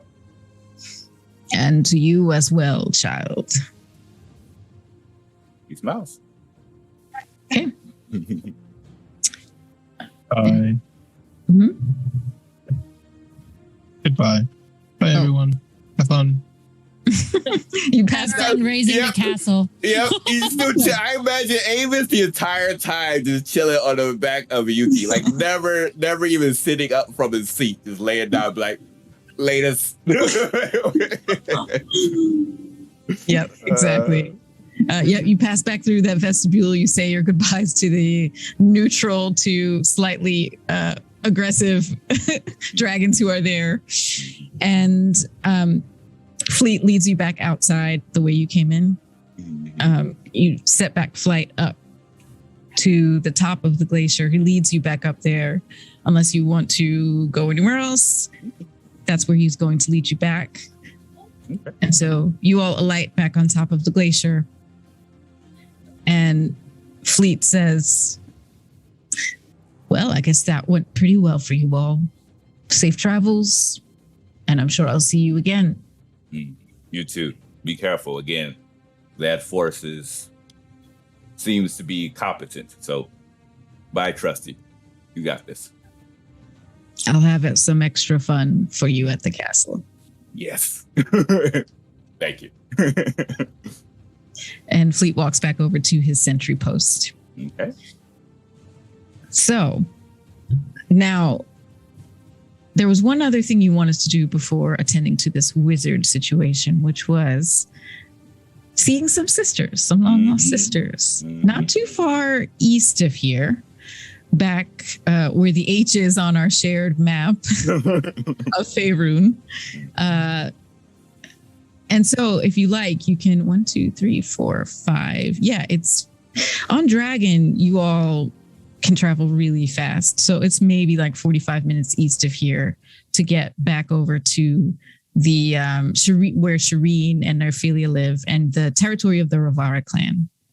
It extends up from that midpoint on where the words the Great Glacier are, the midpoint of the and the H, that and north is the Ravara area. And so you can, if you would like, we can skip ahead to you have flown back that way. You have 2 points of, well, actually, you have 3 contact points now in this area, Nerphelia. So Latrea's mother, Latrea's sister Shireen, and Ymra, who is actually further south of the Ravara territory towards the edge. So really, Nerphelia and Shireen are in this area that you're heading to now. So where would you like to go? I believe Shireen will probably be the best bet because she seems like she's more used to traveling and going out and about, versus Mother probably more stays inside the house. So probably head over to where she is. Yeah. And yeah, Shireen, as you know, is a huntress. And yes, she travels around this area quite a bit. And so, yes, you all go back to where you believe Shireen's home base is. You've seen her set up campsites in different areas on the glacier while traveling with her. But before you left, she did show you where she herself lives. It's a small cave carved into a glacial hill. I just made up that term. Maybe it's real. Maybe it doesn't. But I just made up that term, a glacial hill. She lives in the side of a glacial hill. It's about a 3-bedroom apartment, a 3-cavern apartment in the side of a glacial hill. You all set down on your dragons just outside. And by now, I'd say probably another few hours after your visit have passed, you're probably in the late evening time, 4 p.m.-ish. The sun is making its way down towards the horizon to the west. And it probably already has set because you're so far north. And also you're on the glacier. So from where you can see, the sun has just sunk down below the edge of the glacier, heading down to the horizon. It's quiet. You can see the entry to her cavern is curved so that you can't just see directly into her apartments, her cavern apartments. So if you'd like to walk in, you can, What would you like to do? Oh yeah. Latrea will of course hop up the off a snow route. Looking at the others, it says, well, first he looks towards Avis. He says, Avis, are you going to be okay with this? Do you need to step away? Well, what you need to do. Well, if there's ever a time where once again you feel uncomfortable, I completely understand. And just if you would like to step away anytime, just maybe give us a heads up so we know where we can find you after everything is over. And we'll do that. He nods. And it gives a gentle pat. Big old pan covering probably the entire back of Avis's back as he walks aside to see if Shireen's there. Okay. So you enter that first curve of her apartments. And she actually has heard you coming because she's a huntress and she has really good hearing, and a fighter as well. And so she has like walked to the front of her apartment to meet you, and you get greeted by a big, warm hug from your sister. Latreia, you're back. You will, of course, give a huge hug back. It's like, yes, it feels good. I missed you. I miss you too. Did you get all those things then you needed to get done? You took that dwarf, that kid back to their town? Yes, we did that. We went to Castle Perilous and realized that place is being run by Zentarum, filled with powerful magics. Safe to say, they've also, unfortunately, he doesn't have the letter anymore because he provided it to the Hellfan clan. But he will say, also, the Zentarum is trying to place different groups of humanoids at war. I guess, different non-humans at war among one another. So it's been a lot. And we have to be cautious. But I came back to see you because I have not got to see Priscilla or Adarice. All right. Yeah. Okay. So I told them you would be coming back and to get ready. They know. Yeah, but Okay. I didn't know when you would come back. So I need to signal them. Okay. And she goes to the wall, and hanging on the wall is this large curved horn with a string to hang it from a peg on the wall. She lifts it up, and then she says, come on, let's go. Okay. And she exits her apartment, sees the rest of you and says, hey, good to see you all again. You're looking well. Who's that one? Oh, New friend? Hi. And then she just changes to Helena real quick. Whoa. Whoa. Whoa. And then changes Hi. back to Sloon. Hi. Oh, I We've see. met. Yeah, we have met. That's cool. Yeah. we just It learned is about pretty this cool. yesterday. Oh, Mhm, you all have, a lot has happened, I guess. mhm, mhm. He nods. He says, he looks over. He says, what is that horn, by the way? What is it used for? Oh, well, this. And she puts it up to her lips and throws her head back and just, and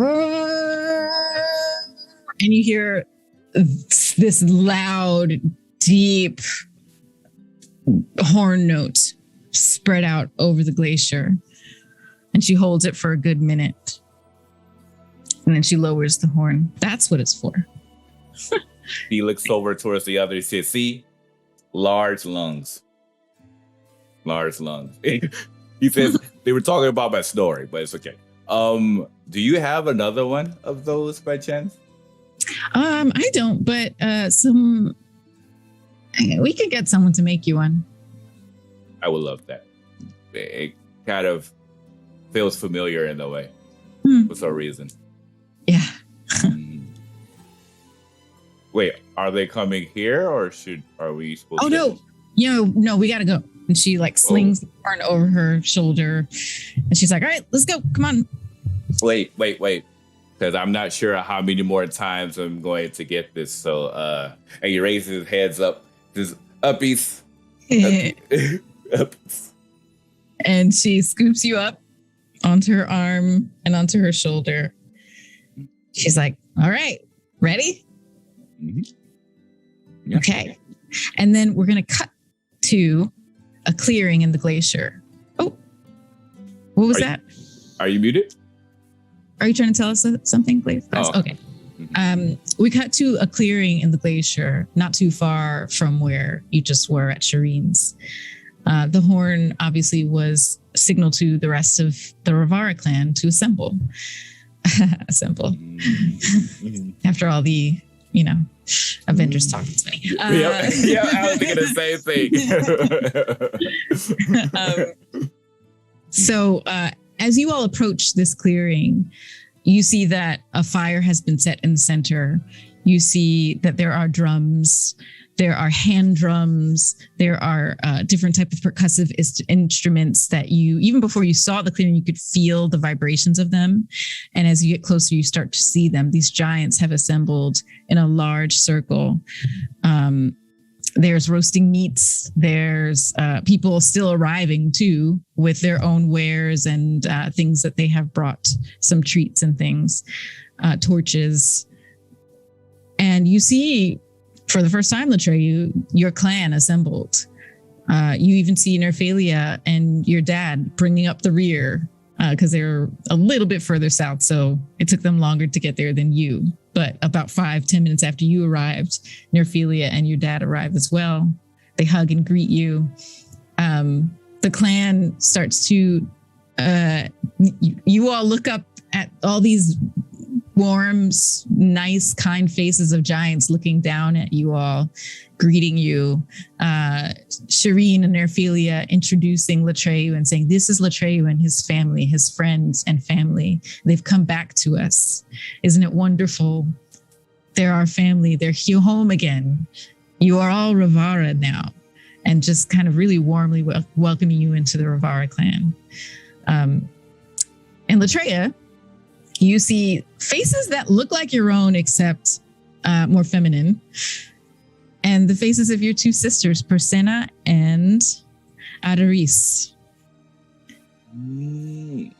Latreya kind of like steps forward a bit. Again, and like I said, very odd, not odd, but you all have seen it a couple of times before where like the little bit more meekness started to appear. As he kind of like looks up at the ground and says, "It's good to see you. Good to see you too."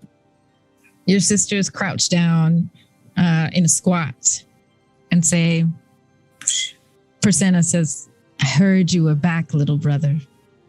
It's so good to see you again. You're looking strong." He kind of looks. He says, "Thank you. It's it's been some work to get like this, but thank you." And Adaris, maybe sensing that bit of pride in you talking about your muscles or whatever, she says, "Gods, when was the last time you bathed?" And she prestidigitates you to get you clean. Why? You were stinking, little brother. Why would I? What?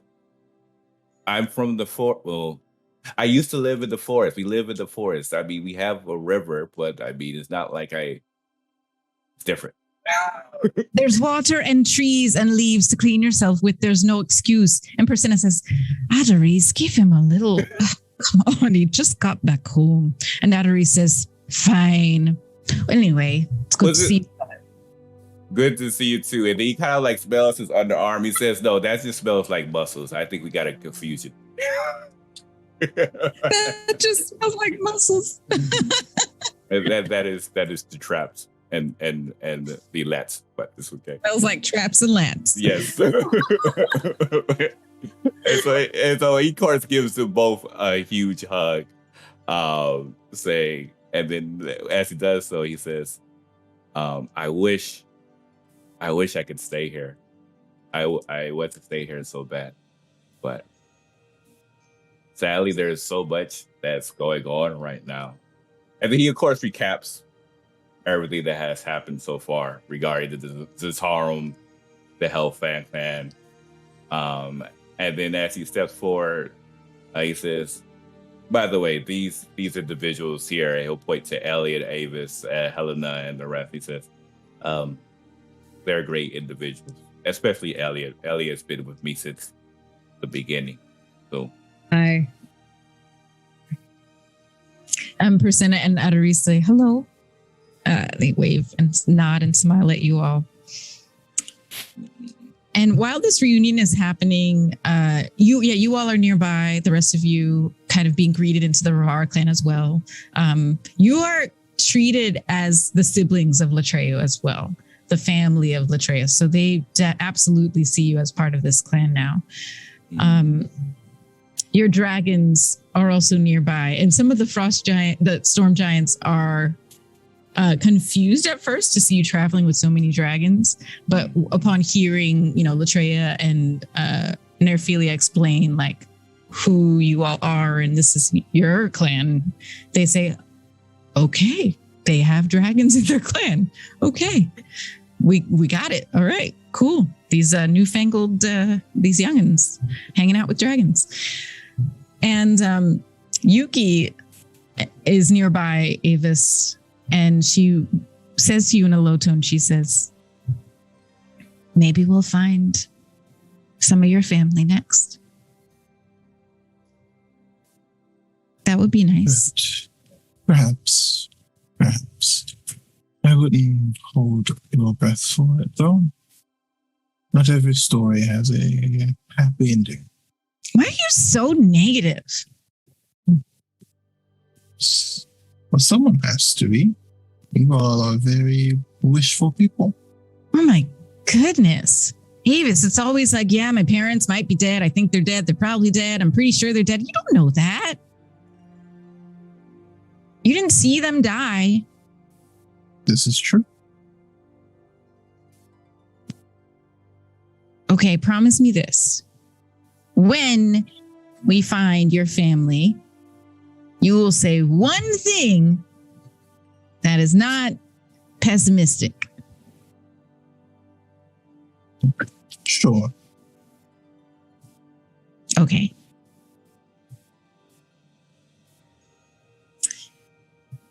And you also see Jesse, Jackson, Ice, and Fred the Dragon kind of getting into like a little like, what's that? Hockey? No. What's that game that like hippies would play with the you like bounce? Hacky sack? Sack. Peace. I don't know. I grew up in the 90s. Like it just reminds me of like Hey, dude, I- Like hacky sack. the losers in Clueless Yeah. were like playing it. The Yeah. stoners in Clueless. Exactly. Yeah. Oh, okay. They're playing like hacky sack kind of, and with the two young dragons and the two like humanoid-sized people trying to keep up with these very large hacky sacks. It's kind of fun because they're just like, whoa. Meanwhile, the giants are just kind of like leisurely tossing them with their ankles. I think from that, Latreia is going to head over to Elliot and Saloon and say, does this make you feel better about family? I know family may have not been a good subject before, but it's not all bad, right? I'm quite happy for you, Latreia. My family is this group right here. I don't know any other. And my family is dead, and I don't care. So you guys are my family, I guess. So I'm happy about family, Wait, especially because my family is dead. But I'm happy for you. Don't even. We're very you know. happy for you. Yeah. no, it's more on, and he kind of points to his family and says, well, now you all technically have more family of sorts. A mother, a father, and 3 awesome sisters, even though one seems to notice right away that I struggle with bathing. But they're incredible. And I was hoping that perhaps their begin with an E, acceptance of you as part of the Rivara may give you a bit more peace of family of sorts. I'm gonna be honest with you, Latreo. I've never had any good experiences with family. I like the word friends more. So I'm very thankful to be welcomed into your family. Mm. And I consider them as really good friends because of you. You are a good friend of mine. Family is not a really great word for me, but I am very thankful to be friends with you and to be friends with your family. So I'm very happy. I'm very happy to be accepted. That sounded very good and very truthful, Sloan. I like it. I'm a big honest. I'm a big fan. Fair. I am very appreciative of the effort. However, there is something that I must take care of for a moment or two. And as he says that, he disappears. Would you like us to play that out? Right with you. I also when he disappears, I look at the other two. I'm like, it's kind of, how sometimes I become invisible. I wonder if sometimes Avis just does that and hangs around and doesn't leave. He's just standing there. I don't think that's the case, but I think it'd be really funny if it was. Is that what you do? Maybe. Do you ever just listen to what we're saying when we don't think you're around? Sometimes, yeah. It's fun. I bet it is. Okay. Latreia is going to grab a small rock. For him, it's a small rock. Maybe for other standard humanoids, it's a medium-sized rock. And he's going to throw the rock at the direction where Avis was to see if it like bounces off of him or if it just lands lands in the ground. We Avis shall see. Does it? Are you still there? Is it? No. Okay. Okay. The rock just falls to the ground. Okay. He'll be like, oh, yes, he's gone. He does And it. Go ahead. with that, Avis, where do you go? Avis reappears some distance away at the top of a very tall tree and kind of takes a seat and he looks over the frozen kind of nature-filled area. And he takes the flute in his hand and in Undercommon, he will say, I don't know if I should be hoping that she is still alive or not. I don't know which answer would be more painful.